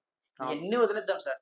ఒక్క మనం పుట్టిన మన భారతదేశం తీసుకుందాం సార్. ఉమ్. మన భారతదేశం ఎన్ని భాషలు ఉన్నాయి సార్? చాలా భాషలు ఉన్నాయి. కనీసం రాష్ట్రానికి ఒక భాష తీసుకుందాం సార్. ఉమ్. పోనీ అందులో 20 భాషలు తీసుకుందాం సార్. ఎందుకంటే కొన్ని కామన్ లాంగ్వేజెస్ మాట్లాడే ఉన్నాయి. ఇప్పుడు సపోజ్ ఆంధ్ర ఉంది, తెలంగాణ ఉంది, తెలుగే మాట్లాడుతాం ఉమ్. కనుక రెండింటిని కలిపి తెలుగు తీసుకుందాం. ఇలా నార్త్ లో మాక్సిమం అందరికి ఖచ్చితంగా హిందీ రిలేటెడ్ ఉంటది, లాంగ్వేజ్ లాంగ్వేజ్. ఉంటుంది, వాళ్ళు పుట్టిన దేశ భాష ఉంటుంది, ఉమ్. అంటే వాళ్ళ ప్రాంతీయ భాష. సో కనుక భారతదేశంలో చూస్తే సార్ ఒక 20-30 భాషలు ఈజీగా ఉంటాయి కదా సార్. ఉమ్. సింపుల్ ఉంటాయి కదా. ఆసియా నుంచి వచ్చిన వాళ్ళు మిగతా కంట్రీస్ వదిలేసి కేవలం మన ఇండియన్ కంట్రీలో నుంచి వచ్చిన ఒక 20 మందిని తీసుకుందాం సార్. ఉమ్.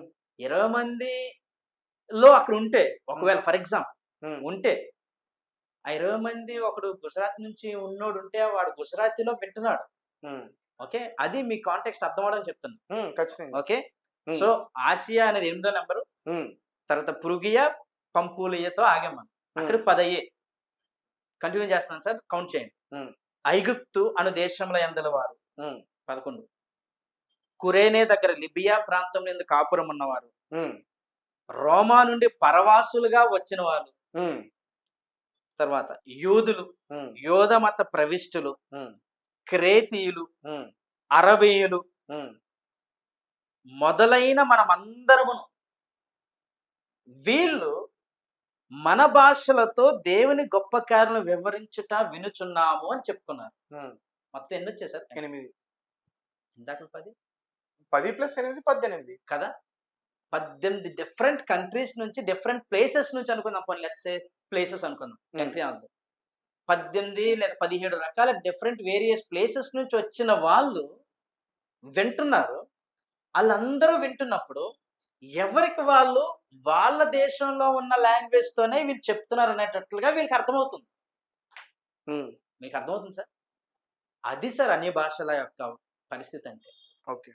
కానీ షబరిబా అనే భాష అది కాదు, తప్పు. అది తప్పు అంటున్నా. అది ఆ- తప్పు రేట్ నాకు తెలియదు. ఆ తప్పు అయితే పాస్టర్ దొంగ అది- భాష వెళ్ళాలి. అదంటున్నది నాకు తెలియదు. మీరు ఒప్పుకోలే. నేను అలా ఒప్పుకుంటాను. నేను చేస్తే నేను ఒప్పుకుంటాను. అది నేను చేశాను అనుకో. మీరు చెప్పినా ఆ. అది తప్పు అని మీరు చెప్తున్నారు కదా, దొంగ పాస్టర్. అది తప్పని నేను అనట్లేదు, అదే చెప్తున్నా సార్. అది నేను తప్పని నేను అన్నాను సార్. ఉమ్. వాళ్ళది తప్పో రైట్ అని నేను అనలేను. ఎందుకంటే నేను నమ్మిన, నాకు ఈ వాక్యం మీద నాకు అవగాహన ఉంది.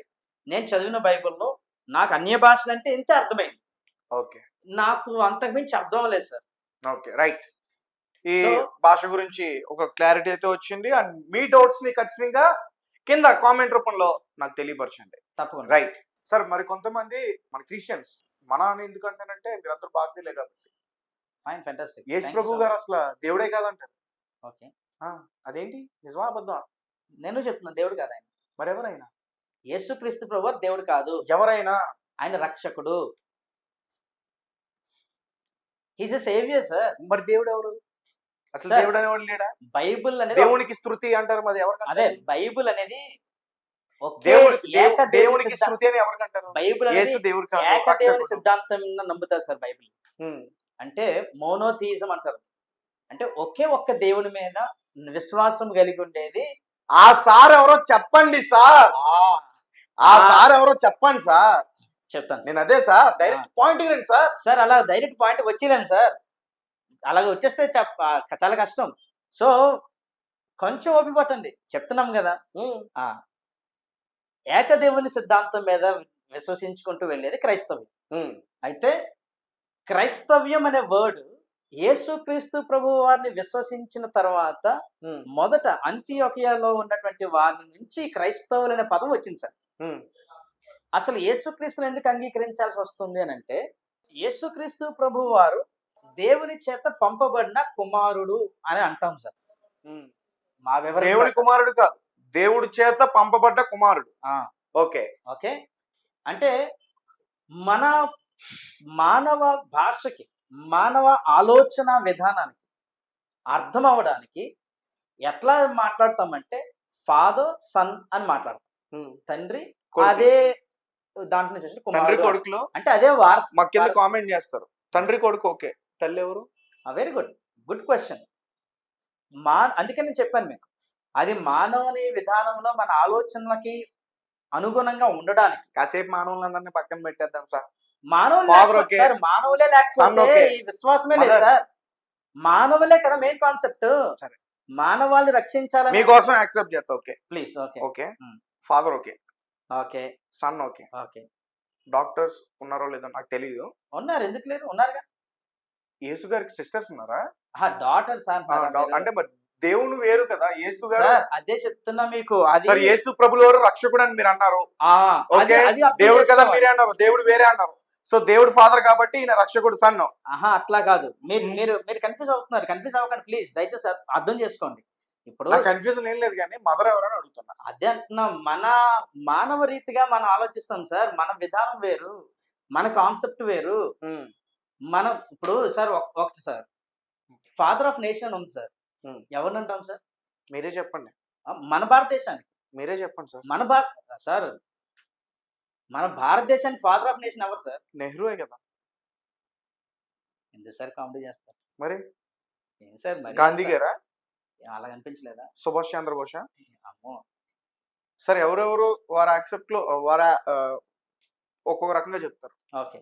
ఉమ్, కానీ మోస్ట్ ఎక్కువగా నమ్మేది ఏంటంటే ఫాదర్ ఆఫ్ నేషన్ అంటే మన గాంధీ గారిని నమ్ముతారు సార్. నేనైతే సుభాష్ చంద్రబోస్ అనుకుంటాను సార్. ఓకే, అది మీ కాన్సెప్ట్. మీరు ఏమంటారని నెహ్రూ అన్నాను. అదే నాకు అర్థమైంది, అందుకనే నన్ను మీరు ట్విస్ట్ చేయాలని ట్రై చేస్తున్నాను, నాకు అర్థమైంది. ఉమ్, సో ఫాదర్ ఆఫ్ నేషన్ అని అన్నాం ఉమ్, అంటే ఒక మన భారతదేశం అంతటికీ ఆయన తండ్రిగా భావించాలనే ఉద్దేశంతో ఉమ్, స్వాతంత్ర్యాన్ని తీసుకొచ్చినందుకు కృతజ్ఞతగా ఆయనకి ఆపాదించినటువంటి ఒక టైటిల్ అది. ఉమ్. మదర్ ఎవరనంటే వాళ్ళ వైఫ్ ని మదర్ అని అనలేం కదా సార్. సరే, మదర్ కాదు కదా. సరే, మదర్ కాదు. ఇప్పుడు దేవుడు ఒకసారి బిడ్డని యేసు ప్రభుని కాదు, అన్నప్పుడు ఆగండి. ఇంకా ఉంది క్వశ్చన్ ఉంది. ఉమ్, మనందరం భారత మాతను తల్లి అంటాం, ఉమ్, భారత మాతని తల్లిగా సంబోధిస్తాం. Hmm. ప్లీజ్ డోంట్ మైండ్, మీరు అడిగిన క్వశ్చన్ కి నేను అడుగుతున్నాను తప్ప దీన్ని మళ్ళీ కాంట్రవర్స్ చేయకండి. ఓకే. ఓకే, మరి భారత మాతకి భర్త ఎవరు అని అడిగితే అది కాంట్రవర్సీ కదా సార్. అది మనం అలా ఆలోచించడానికి కాదు సార్. భూదేవి అంటాం, ఓకే, భూమాత అంటాం. భూమాత అంటాం. మాత అంటే తల్లి అని దానికి అర్థం. ఒక చరిత్ర ఉంది, మాత అంటే తల్లి అని అర్థం. దానికి ఒక చరిత్ర ఉంది, మాత అంటే తల్లి అని అర్థం. దానికి ఒక చరిత్ర ఉంది. మాత అంటే తల్లి అని అర్థం. తల్లికి మరి తండ్రి భూదేవి ఏది? ఆ? అనంటే ఏంటి ప్రశ్న? ఖచ్చితంగా గ్రంథాలు తీస్తే ఖచ్చితంగా ఉంటుంది పెద్ద స్టోరీ. అదే అలాగనే మేము అది చెప్పగలుగుతాం సార్. అలా నాకు కాదు. తెలియకపోయి ఉండొచ్చు. అలా కాదు, అది దాని కాదు. మీద అది పూర్తిగా కాదు పద్ధతి. పరిజ్ఞానం ఉన్నవారు, గ్రంథాల మీద పట్టున్న వాళ్ళు ఎంత భూమాతకి ఎంత మీరు అడిగిన దానికి ఎంత సమాధానం పట్టున్నా- చెప్తారు కానీ No, no, no, no. మీరు No. నేను అడిగిన ప్రశ్నకి సమాధానం చెప్పకుండా నేను ఆ చెప్తా. ప్రశ్నలో నుంచే ఇంకో ప్రశ్న తీశారు చూసారా, ఆ, అక్కడే మీరు తడబడ్డారు. నేను తడబడలేదు, మిమ్మల్ని తడబెట్టేస్తున్నా. నేను మీరు తలబడ్డారు, మీరు చెప్పలేరు. ఇప్పుడు నేను చెప్పిస్తానన్నా, ఎందుకంటే నాకు తెలియదు కాబట్టి. అలా కాదు. ఓకే, ఆ? నేను చెప్పిస్తానంటున్నా. అది యాక్సెప్టెడ్. ఇప్పుడే ఫోన్ చేస్తా, అలా కాదు. ఇప్పుడే ఫోన్ చేస్తా. చెయ్యండి, చెయ్యండి, ఎవరికైనా చేయండి, అది ఓకే, నేను కాదట్లే. కానీ నేను చెప్పేది వినండి ఒక్క ఒకసారి. నిమిషం. అలా కాదు, నేను ఆ, చెప్పేది లేదు, వినండి. క్లారిటీ. అలా కాదు. మీరు అడిగిన దానికి క్లారిటీ ఇచ్చేస్తాను సార్. సరే మాట్లాడు. సార్ నమస్తే అండి. నమస్తే అండి. సార్ నా ముందు ఒక పాస్టర్ గారు కూర్చున్నారు. చెప్పండి. అతను అడిగిన ప్రశ్న ఏంటంటే, నేను సార్ యేసు ప్రభు వారు ఎవరు అని అడిగా, యెహోవా ఎవరు, యాషువా ఎవరు ఏంటి అని అడిగా. సార్ యేసు ప్రభు వారు దేవుడు కాదంటారు కొంతమంది క్రిస్టియన్స్, నిజమే కదా అంటే నిజమే. యేసు అనేవారు రక్షకుడు, దేవుడు వేరు అని. ఓకే సార్, దైవ కుమారుడు అంటారు. ఓకే సార్, ఒక్క నిమిషం. బైబిల్ ప్రకారం. ఓకే సార్ అన్న. ఓకే సార్, ఫాదర్ ఎవరో చెప్పారు, మరి మదర్ ఎవరు సార్ అని చెప్పేసి అడిగాను. ఆ క్వశ్చన్ అయినా దానికి సమాధానం చెప్పానని చెప్పి అదే ప్రశ్న నుంచి నన్ను ఒక ప్రశ్న అడిగారు. సార్ ఈ భారత భూమిని భూమాత అంటాం, భారత మాత అంటాం, అంటే ఫిమేల్ అనే కదా, ఒక మహిళ రూపంగానే అంటాం కదా. నేనేమన్నానంటే అవును సార్ భూదేవి అని చెప్పేసి నేను అన్నా. ఆయన నన్ను అడిగిన ప్రశ్న అంటే, మరి భూదేవికి భర్త ఎవరు అని నన్ను అడిగాడు ఆయన. అంటే ఇప్పుడు మనమేమి భూమి గర్భంలోంచి పుట్టలేదు తండ్రి ఉండటానికి. భూమాతని ఎందుకు అంటాము అంటే తల్లి గడుపులోంచి మనం పుడతాము. అలానే మనం పుట్టింది ఈ భూమి మీద పుట్టాం కాబట్టి భూమిని తల్లిగా కొలిచి అది మనం ప్రకృతిని పంచభూతాలని అన్నిటికీ మనం దైవంగా కొలుస్తాం. అది ఏంటంటే మన సనాతన సాంప్రదాయం. ఓకే, చెట్టు పుట్ట రాయి అన్నిటినీ, గాలి నీరు నిప్పు అన్నిటినీ. అట్లానే పంచభూతాల్లో భూమి కూడా ఒకటి. అందుకే మనం ఈ భూమి మీద బతుకుతున్నాం, మన భారం అంతా భూమి మనం జీవించినంత కాలం అది మోస్తుంది కాబట్టి. అలానే బిడ్డని తల్లి ఎట్లాగా సాగుతుందో నవమాసాలు మోసి కని పెరిగి పెంచి పెద్ద చేసి బాగోగులు అన్ని ఎట్లా చూస్తుందో మనకి భూమి నుంచి వచ్చే పంటే మనం తిని బతుకుతున్నాం.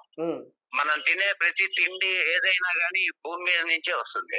అందుకని కన్న తల్లితో పోల్చి భూమాత అంటాం గాని ఇట్లాంటి కొక్కిరి ప్రశ్నలు తండ్రి ఎవడు ఇటువంటివి వేస్తే అట్లాంటి మూర్ఖులకి సమాధానం చెప్పనవసరం లేదు.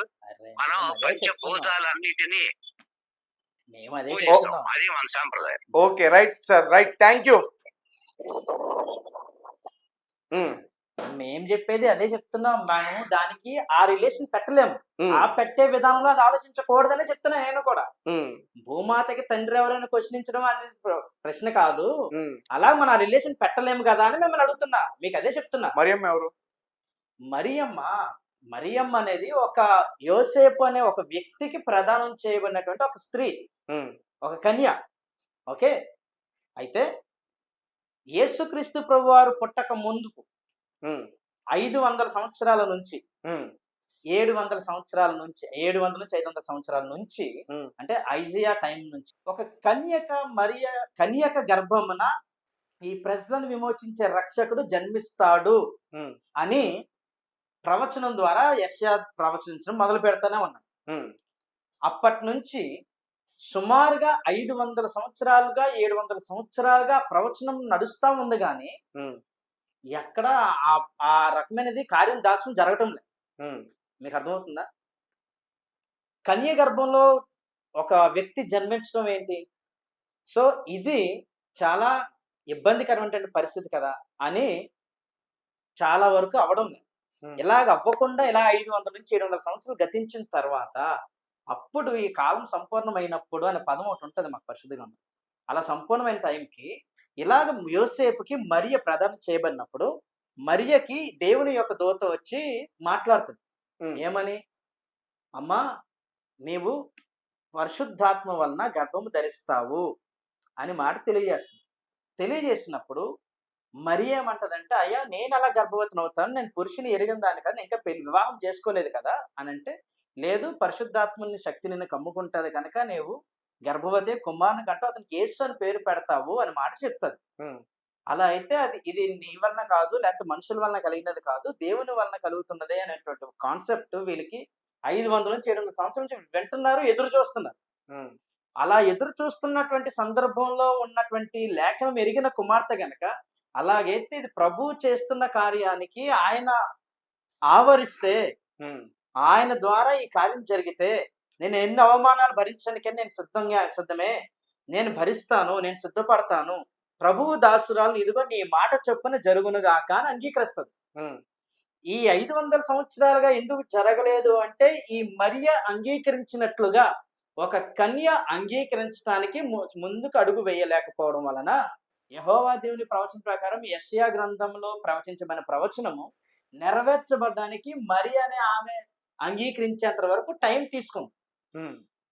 సో ఈ మరి అనే ఆమె ఎవరు అని అన్న ప్రశ్నకి అర్థం ఏంటంటే దేవుడు తన ప్రజలను వారి పాపముల నుంచి విమోచించటానికి తాను పంపనయ్యున్న ఒక కుమారుని అనే భావన అంటే మనకు అర్థమవుతుంది. కనుక ఒక దైవాంశ సంభూతునికి జన్మనివ్వడానికి తాను కలంకం అవ్వకుండా, అపవిత్రపరచబడకుండా, లేదా మరొక పురుషునితో దాంపత్య జీవితంలోనికి ఆ అనుభవంలోనికి వెళ్ళని ఒక మహిళ లేక ఒక స్త్రీ, ఒక కన్య అంగీకారంతో ఎవరు ముందుకు వస్తారో ఆమె ఈ మరియ.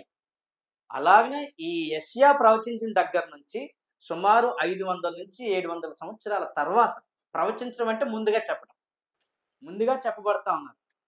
మీకు ఆ మాట కూడా మీకు చూపించమంటే నేను చూపిస్తాను ఒకసారి.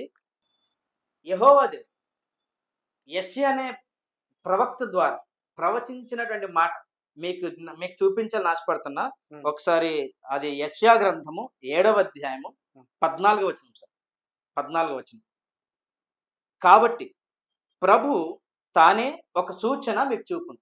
సూచన అంటే ఒక సైన్ బోర్డు అన్నారు. అది ఆ రోజుల్లో సైన్ మీకు ఎలాగా తెలుస్తుంది అని అంటే ఒక సూచన చెప్తాడు, దేవుడే చూపిస్తాడు. ఎలాగా? ఆలకించడు. కన్యక గర్భవతి అయి కుమారుని కని అతనికి ఇమ్మానుయేలను పేరు పెట్టును. కన్యక గర్భవతి అయి కుమారుని కని అతనికి ఇమ్మానుయేలను పేరు పెట్టును అని యెషయా అనే ప్రవక్త ద్వారా రాయబడిన గ్రంథం సార్, రాయబడిన మాట సార్. ఓకే. ఈ యెషయా ఎప్పుడు జన్మించాడు, ఈయన ఎప్పుడున్నాడు అని అంటే ఆయన లైఫ్ టైం మనకు కావాలనుకుంటే సార్ ఆ రోజుల్లో ఈవెన్ మొన్నటి వరకు కూడా ఇప్పుడు ఆది కవి నన్నయ్య అనుకున్నారు అనుకోండి, ఆ కవి రాసిన కవిత్వాలతో పాటు ఆ కవి ఉన్నాడా లేదని ఎలా తెలుస్తుంది? ఆయన ఏ రాజు పరిపాలనలో ఆయన ఈ యొక్క ఏ శతాబ్దంలో ఏ రాజు పరిపాలనలో ఉన్నాడో దాని ప్రకారంగా మనం తెలుసుకోగలుగుతాం. అంతే కదా. అలాగనే ఈ యెషయా అనే ఆయన ఏ టైంలో ఉన్నాడో, కాల చరిత్రలో ఏ టైంలో ఉన్నాడో అనేది చెప్పాలంటే ఉజ్జియా, యోతాము, ఆహాజు, హిజ్కియా అను యోధా రాజుల దినములలో యోధాను గూర్చి యెరూషలేమును గూర్చి ఆమోజు కుమారుడు యెషయాకు కలిగిన దర్శనము. అంటే ఈయన జీవించిన జీవిత కాలంలో ఈ 4 రాజుల యొక్క రాజరిక పరిపాలన జరుగుతున్న రోజులకు వీళ్ళు ఎప్పుడు జీవించారనేది చూస్తే ఈ యెషయా అనేవాడు ఎప్పుడు చెప్పాడో మనకు అర్థమైపోతుంది. ఓకే. ఉజ్జియా, యోతాము, ఆహాజు, హిజ్కియా 4 రాజులు. ఈ ఉజ్జియా గుర్తుపెట్టుకోండి పేరు. ఉజ్జియా, యోతాము, ఆహాజు, హిజ్కియా ఈ 4 రాజుల్లో మొదటి రాజు 6వ అధ్యాయానికి వచ్చేసరికి రాజైన ఉజ్జియా మృతి నొందిన సంవత్సరం. అంటే ఇందులో మొదటి రాజు చనిపోయాడు ఈయన బ్రతుకున్న టైం. 4లో రాజైన ఉజ్జియా మృతి నొందిన సంవత్సరం అని 6వ అధ్యాయం ప్రారంభమైంది. 7వ అధ్యాయంకి వచ్చేసరికి యోధా రాజైన ఉజ్జియా మనుమడును యోతామూరు కుమారుడైన ఆహాజు దినముల్లో. ఈ ఆహాజు అంటే ఎవరు? ఉజ్జియా తర్వాత యోతాము అని చెప్పాము, యోతాము తర్వాత ఈ ఆహాజు అని చెప్పాము. 4లో 3వ. ఈ ఆహాజు దినముల్లో జరిగినటువంటి సందర్భం సరే 7వ అధ్యాయం. ఈ ఆహాజు ఏ టైంలో పరిపాలించాడో తెలుసుకుంటే ఆ టైంలో ఈ యెషయా అనేటువంటి ఆయన ఈ ప్రవచనం చెప్పాడు. ఏమని ప్రవచనం? ప్రభువు తానే ఒక సూచన మీకు చూపిస్తాడు. ఆ సూచన ఏంటయ్యా? ఎలా మేము నమ్మేది? నువ్వు వచ్చి చెప్పేసి వెళ్ళిపోతున్నావు, ఎవడో వస్తాడు, పుడతాడు, ఏదో చేస్తాడు, మమ్మల్ని విడిపిస్తాడు అని. అది జరుగుతుందని మాకు ఎలా తెలుస్తుంది అని వాళ్ళు అడిగితే ఆయన అంటాడు, కన్యక కుమారుని కని గర్భవతి కుమారుని కని అతనికి ఇమ్మానుయేలు అని పేరు పెడుతుంది అని చెప్పాడు. ఆ రోజుల్లోనైనా ఈ రోజులైనా కన్యకకి అంటే ఒక పురుషుని సాంగత్యం లేకుండా ఒక అమ్మాయి గర్భం ధరించడం అసాధ్యమే కదా. అవును, సైన్స్కి. అలాంటిది ఎలా నమ్ముతాం? సో కనుక ఈయన చెప్పింది బీసీ 700 to 550 అని అంటారు, 750 to 550 అని అంటారు. ఆ టైంలో ఈ యొక్క యెషయాని మెజర్ చేస్తాం. సరే దాన్ని పక్కన పెడితే బీసీ అంటే బిఫోర్ క్రైస్ట్ అని. సో అప్పటి నుంచి ఈయన ఈ ప్రవచనం చెప్తే కన్యక గర్భవతి కుమారుని కనాలి, కన్యక గర్భవతి కుమారుని కంటది, అలా కన్యక గర్భవతి కుమారుని కన్నవాడు పరిశుద్ధాత్మని యొక్క సూచన అని ఈ యెషయా చెప్పిన ప్రవచనం గురించి అందరూ ఎదురు చూస్తున్నారు. కానీ అంటే ఇప్పుడు ఒక కన్యా గర్భం నుంచి యేసు ప్రభు వారు పుట్టారండి, పుట్టాలి అని ప్రవచనం పుట్టారా? అలాగన ఈ మరియ ద్వారా పుట్టారు. ఆ మరియమ్మ ద్వారా పుట్టారు. ఈ ప్రవచనం 500 సంవత్సరాల తర్వాత మరియా అంగీకరించింది. ఓకే, పుట్టారు. ప్రభు దాసురాలను, ఓకే, నీ మాట చెప్పు నాకు మళ్ళీ మీరు సమాధానం చెప్పండి. ప్లీజ్ చెప్పండి, నాకు తెలిసింది చెప్తా ఖచ్చితంగా. మరియమ్మ గారికి యేసు ప్రభుల వారు పుట్టారు. అవును, పక్క ఒప్పుకుంటారు. ఒప్పుకుంటాం. మరి కొన్ని చర్చెస్ లో మరియమ్మ గారి ఫోటోని ఎందుకు కొంతమంది తగలబెట్టేస్తారు, కొంతమంది బద్దలు కొడతారు, ఉందా లేదా? ఉంది. ఎందుకు? Good question. మరి అది అబద్ధం? ఇప్పుడు మీరు చెప్పింది అబద్ధమా నిజమా? నేను ఏం నమ్మాలి? మంచి క్వశ్చన్ అడిగారు. ఒకటి, కొంతమంది యేసు విగ్రహాలని పగల కొడతా అంటారు. విగ్రహం అంటే ఏంటంటే పగలగొట్టాలి సార్ అంటే మళ్ళీ మీరు దాన్ని కాన్వర్స్ చేయకండి. విగ్రహం అంటే మా క్రిస్టియానిటీలో విగ్రహ ఆరాధన నిషేధం. అది యేసు ప్రభు విగ్రహం అయినా సరే మేము కదా పెట్టకూడదు. అంటే మేము విగ్రహాలు ఉండవు, మాకు చర్చిలో విగ్రహాలు ఉండవు, పెట్టకూడదు. చర్చిల్లో కూడా విగ్రహం అనేది ఉంచకూడదు. అనేది కూడా ఒక విగ్రహం రూపంలో ఉంచకూడదు. కానీ చాలా చర్చిల్లో సిలువలు ఉన్నాయి. అసలు మిస్టేక్ చేస్తుంది ఫస్ట్ నరకానికి ఎగ్జాక్ట్లీ ఫస్ట్ నరకానికి వెళ్ళేది మీరే. ఎగ్జాక్ట్లీ ఫస్ట్ నరకానికి వెళ్ళేది మీరే.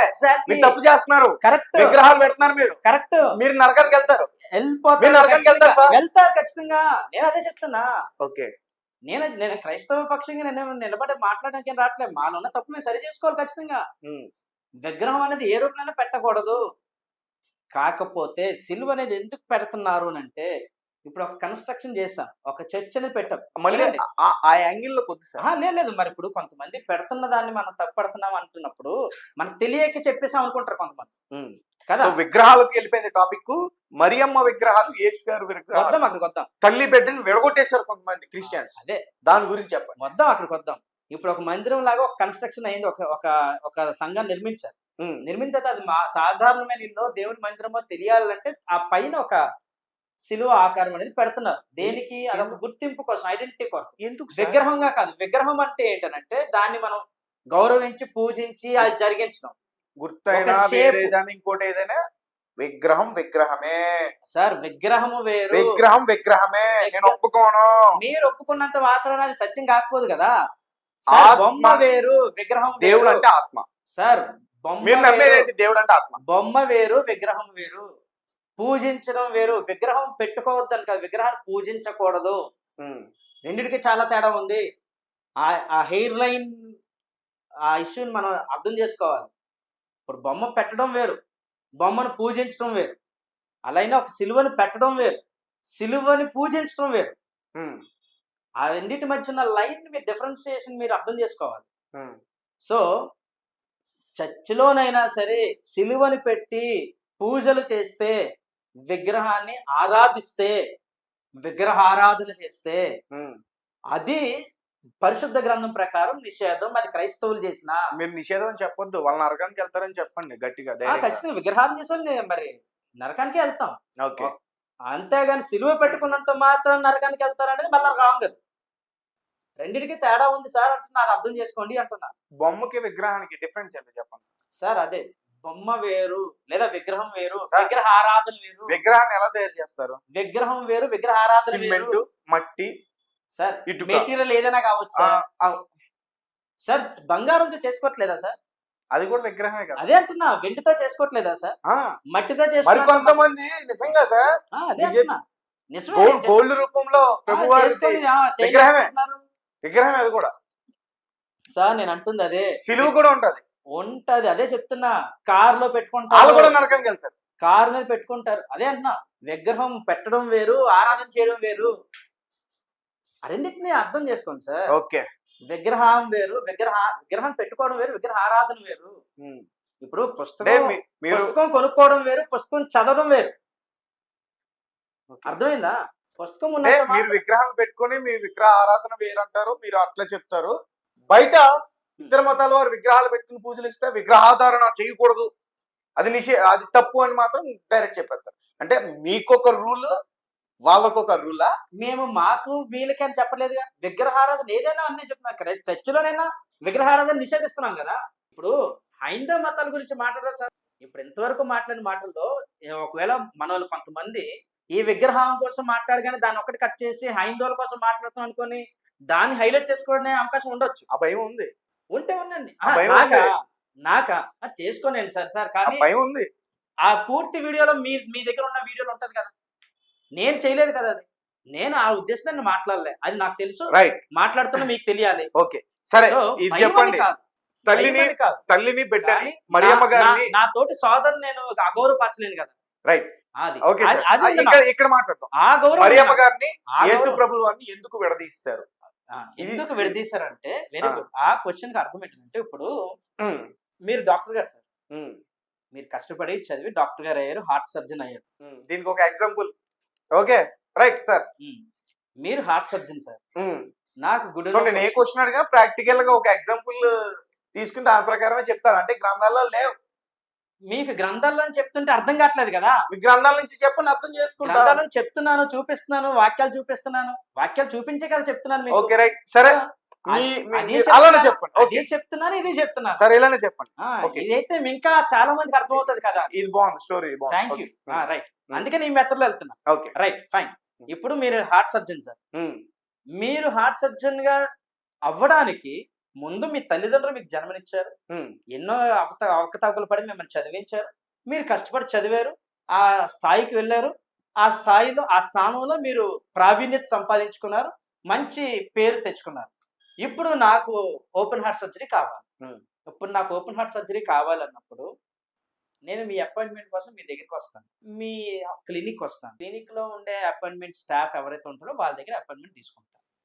ఒకవేళ నాకు మీ అమ్మగారితో పరిచయం ఏర్పడి ఉండుంటే అమ్మగారితో మాట వేస్తా, అమ్మ ఒకసారి బాబుకి చెప్పండి అంట. అంతవరకే. ఆమె హార్ట్ సర్జరీని చేయించడానికి, ఆ సర్జన్ ఒప్పించడానికి ఆమె చేయగలిగిన మాట ఏదో ఆమె చేస్తుంది. ఆమె ఉంటే, ఆమె లేనప్పుడు ఆమె చేసేది ఏమి ఉండదు కదా. అంతేనా కదా సార్? ఆమె దేని వరకు అని అంటే ఈ వ్యక్తిని ఆ రీతిగా తయారు చేయడం వరకు మాత్రమే ఆమె కారకురాలైంది. సార్ ఈ రోజున ఆమె గర్భం నుంచి వచ్చినటువంటి యేసుక్రీస్తు ప్రభు వారు యొక్క విశిష్టతను బట్టి మరియను గౌరవిస్తాం. ఆమె గర్భం నుంచి వచ్చిన యేసుక్రీస్తు ప్రభు వారి యొక్క విశిష్టతను బట్టి తల్లిగా ఆమెను గౌరవిస్తాం, ఆరాధించలేము. ఆమె అంటే గౌరవమే. ఆమె మేము చెప్పేదండి సార్, పరిశుద్ధ గ్రంథం చెప్తుంది, స్త్రీలలో ఆమె ధన్యురాలు సార్. ఎవరు సార్ పెళ్లి కాకముందు గర్భవతి అయిందన్న మాట వింటే సమాజం ఈ రోజులు ఎంత సైన్స్, ఇంత టెక్నాలజీ డెవలప్ అయిన ఈ రోజుల్లో, ఇంత కల్చరల్ చేంజెస్ వస్తున్న ఈ రోజుల్లో, సాంప్రదాయాలు మారుతున్న ఈ రోజుల్లో కూడా దాన్ని యాక్సెప్ట్ చేయగలిగే సొసైటీ ఉందా సార్? పెళ్లి కాకుండా అమ్మాయి గర్భవతి అయిందంటే, అలాంటిది అలా గర్భవతి అవుతామని తెలిసినా సరే ఒక అమ్మాయి ఒప్పుకొని అంగీకరించిందంటే ఆమె జీవితాన్ని పణంగా పెట్టుకుందనే కదా సార్. దానికి మేము గౌరవిస్తాం. ఆమె ఆ నిందను తీసుకోవడానికి ఇష్టపడింది కనుకనే, ఆమె అంగీకరించింది కనుకనే మాకు రక్షకుడు అనేవాడు వచ్చాడు ఈ లోకానికి అనే విధానంలో ఆమె గౌరవిస్తాం.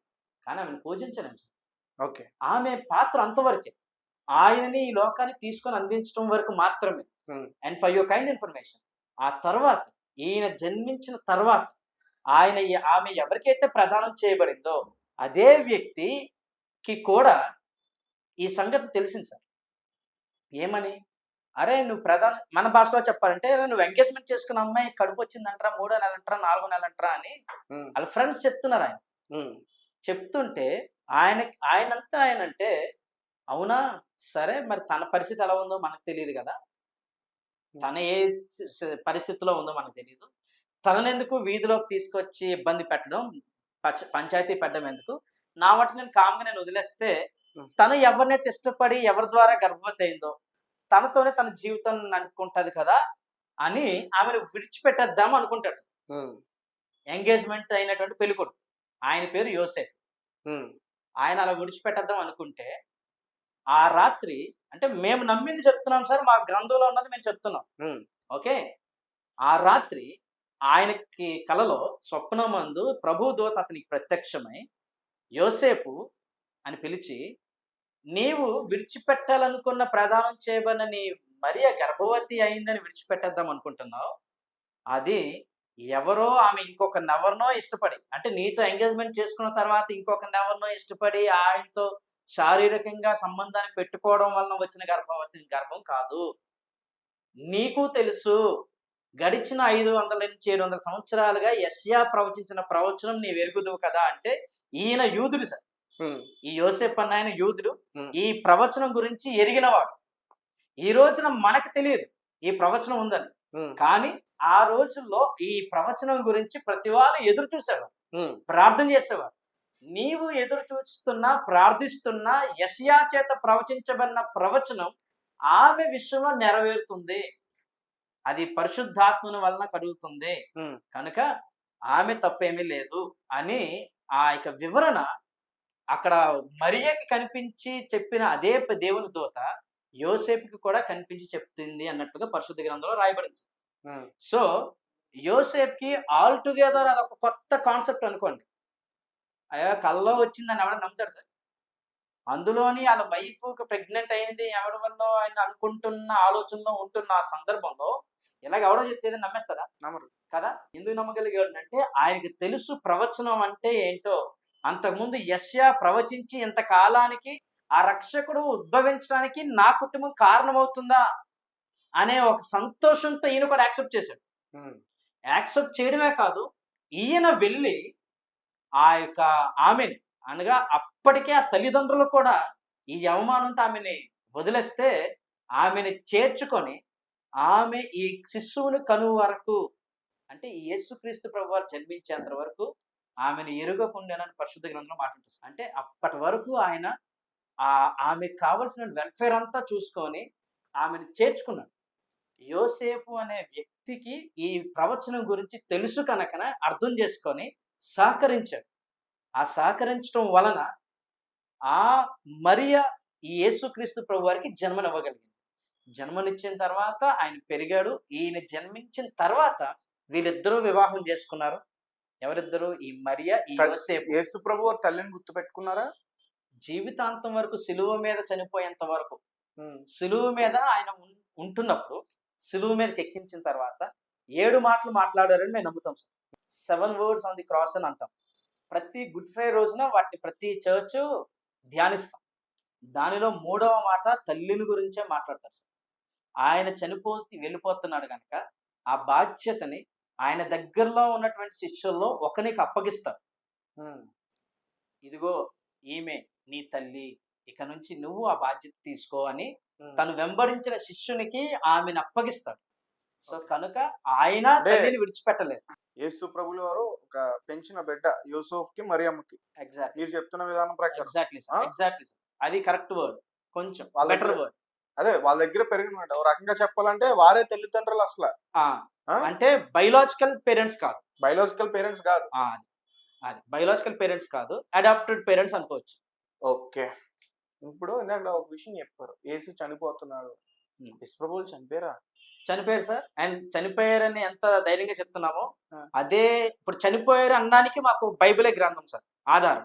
ఏంటంటే ఒక రక్షకుడు, ఒక సేవకుడు, ఒక దేవుడితో చూసి ఆయనకి తెలివేషన్ ఇచ్చి అసలు బయోలాజికల్ గా కాకుండా ఎగ్జాక్ట్ ఒక ఆయన జన్మంలోనే ఒక ప్రత్యేక విశిష్టత ఉంది.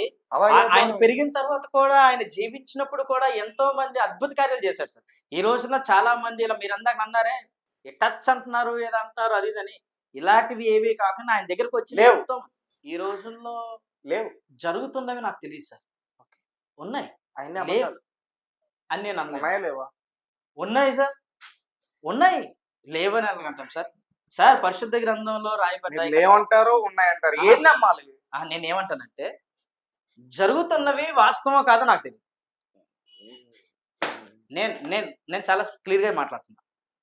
జరుగుతున్న వాస్తవం కాదు నాకు తెలియదు. అది తెలుసుకోవాల్సింది ప్రజలే తెలుసుకోవాలి. ఇప్పుడు దయ్యాలు లేవనగలవా? దయ్యాలు ఉంటాయి. ఇప్పుడు అనారోగ్యాలు లేవంటామా? అనారోగ్యాలు ఉన్నాయి. సార్, అనారోగ్యాలకి స్వస్థపరచబడడానికి ఓన్లీ విశ్వాసమే కారణం అవుతుందా అంటే అది నేను నమ్మను. రైట్, అది ఓకే. నేను నమ్మను. ఈ విషయంలో నాకు క్లారిటీ వచ్చింది, మా వాళ్ళకి కూడా వచ్చిందని అనుకుంటా. గైస్, ఇంకెందుకు ఆలస్యం, వెంటనే కామెంట్ పెట్టండి కింద. ఈ సబ్జెక్ట్ సంబంధించి ఈయన నిజం చెప్తున్నారా అబద్ధం చెప్తున్నారా? నేను చెప్పింది ఏంటి, యేసు ప్రభులు వారు చనిపోయారు అన్నది నిజం అన్నాడు ఆయన. మీరు చనిపోయారు, దానికి మరి వివరిస్తా. దానికి మీరు కామెంట్ చేయండి. Okay, next. ఇప్పుడు చెప్తా దాన్ని ఉండాలి కదా. మీరు ఇప్పుడు ఏం చెప్తారు? చనిపోయిన 3 రోజులకి లేచి వచ్చారని చెప్తారు. ఏం మరి చనిపోయారని నా నమ్ముతున్నారుగా? చిన్నప్పటి నుంచి వింటున్నాను సార్ అది. మరి చనిపోయారని నమ్ముతున్నారుగా. చనిపోయారని నమ్మడానికి కారణం ఏంటి? అదే ఈ సార్, పరిశుద్ధ గ్రంథమే 3వ కదా. రోజు లేచి వచ్చారు, నా చిన్నప్పటి నుంచి వింటున్నాను సార్. సార్, మరి అది చనిపోయారని నమ్మినప్పుడు లేచి వచ్చిందని ఎందుకు నమ్మరు మీరు? నమ్ముతాను సార్. ఫైన్, అంతకు మించి ఇంకేం కావాలి సార్? అందుకే సార్ ఆపేసాను సార్ ఇక్కడ. సార్, ఒక వ్యక్తి చనిపోవడం ముఖ్యం కాదు సార్. నమ్మడం అంటే నేను నమ్మడం కాదు సార్, మీ నమ్మకాన్ని నేను నమ్ముతాను సార్. గౌరవిస్తున్నారు. గౌరవిస్తాను. Exact, that's super. కానీ ఒక విషయం సార్, సార్ ఒక వ్యక్తి ఏ వ్యక్తికైనా మరణమే ముగింపు సార్. ఓకే. కానీ నా ఒక్క ప్రభువుకు మాత్రమే మరణించిన ఆయన మరలా 3వ రోజు సజీవుడిగా తిరిగి లేచారు సార్. అది సార్ గూస్ బంప్స్. సో అందులో మా విశ్వాసం ఉంది సార్. పునరుత్థాన శక్తిలో మా విశ్వాసం సార్. అంటే ఆయనకి మరణము ఆయన బంధించి ఉండలేదు అని అంటారు సార్ పరిశుద్ధ గ్రంథం.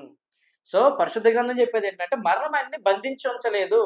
ఎవరమైనా మరణ బంధకాల్లోకి వెళ్ళిన తర్వాత మనం తిరిగి వెనక్కి రాలేము సార్. అలా తిరిగి వెనక్కి వచ్చిన వాడు ఒకే ఒక్కడు, ఆయన యేసుక్రీస్తు ప్రభువారు మాత్రమే అని పరిశుద్ధ గ్రంథంలో రాసిన మాటలు బట్టి మేము నమ్ముతాం సార్. అదే ప్రకటిస్తాం. సో ఎందుకు చనిపోయారు అంటున్నారు కదా, ఎందుకు చనిపోయారు అంటే చనిపోకుండా ఎలా మరణాన్ని గెలిచి రాగలరు సార్? మరణం గెలిచి రావాలంటే ముందు మరణించాలి కదా. సో మరణం అనేది, ఇప్పుడు జ్వరం తగ్గాలి అంటే ముందు జ్వరం రావాలి కదా సార్. సింపుల్. మళ్ళీ జన్మించాలంటే చావాలంటారా? అంతే కదా. ఓకే. ఇప్పుడు యాజ్ సింపుల్ యాజ్ దిస్. మన జ్వరం తగ్గింది అని అంటే, తగ్గిందని చెప్పాలంటే మనకు ముందు జ్వరం వచ్చి ఉండాలి. Okay, right. సో మరణాన్ని గెలిచిన నా ప్రభు మరణాన్ని గెలిచాడు అని నేను చెప్పుకోవాలంటే ఆయన ముందు మరణించాలి. సో ఆయన మరణంలోనే మాకు శక్తి. ఆయన మరణం గెలిచిన పునరుత్థానంలో అమోఘమైనటువంటి శక్తి. నెక్స్ట్ క్వశ్చన్ అడిగేస్తున్నాను, కంగారు పడి. సార్, రీసెంట్ గా ఒక మాల వేస్తున్నారు సార్, యేసు మాల. యేసు మాల లేకపోతే ఇంకొక మాల, యేసు మాల అనేది ఉందా లేదా? లేదు యేసు మాల అనేది ఉందా లేదా సార్? ఏ మాలలో నాకు తెలిసి లేవు సార్. యేసు మాల ఉందా లేదని అడిగాను. ఏ మాలలు కాదు, యేసు మాల ఉందా లేదా? ఏ మాల అంటే నేను మీకు మొదటే చెప్పాను, నేను నా క్రైస్తవ్యం గురించే మాట్లాడుతున్నా. ఓకే. ఏది మాట్లాడినంటే మీరు మళ్ళీ జనరలైజ్ చేసి దాన్ని హిందువులకు ఆపాదించకండి. భయపడుతున్నారా? మళ్ళీ భయపడుతున్నాను. నా హిందువుల మీద గౌరవిస్తున్నా. నా హిందువుల మీద, నా హిందూ సోదరులతో ఉన్న గౌరవం నాకు. సార్ మీరు నమ్మరు, నా ఇల్లు టెంపుల్ కింద ఉంటది.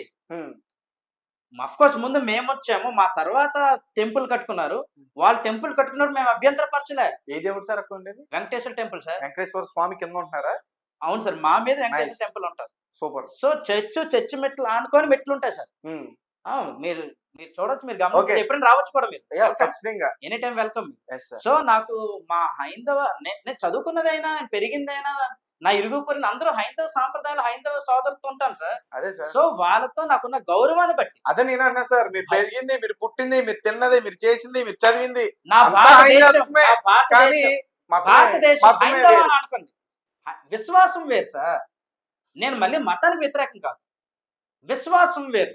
ఓకే, విశ్వాసం రైట్. నేను ఈ పాయింట్ గురించి మాట్లాడమాట. యేసు మాల నాకు తెలుసు, ఆ మాల నాకు తెలుసు, ఎందుకంటే నేను ఆలోచన సార్. నాకు పాస్టర్. అవును సార్, నేను పాస్టర్ గారు. చెప్పింది కొన్ని లక్షల మంది, వేల మంది వింటారు సార్. ఇప్పుడు కరెక్టే, వాళ్ళకి సరైన బోధన కావాలి. సరైన బోధ కావాలి, కరెక్టే. అలాగని చెప్పి వాళ్ళు ఏదో తప్పు చేస్తున్నా దాన్ని ఎంకరేజ్ చేయలేను కదా సార్.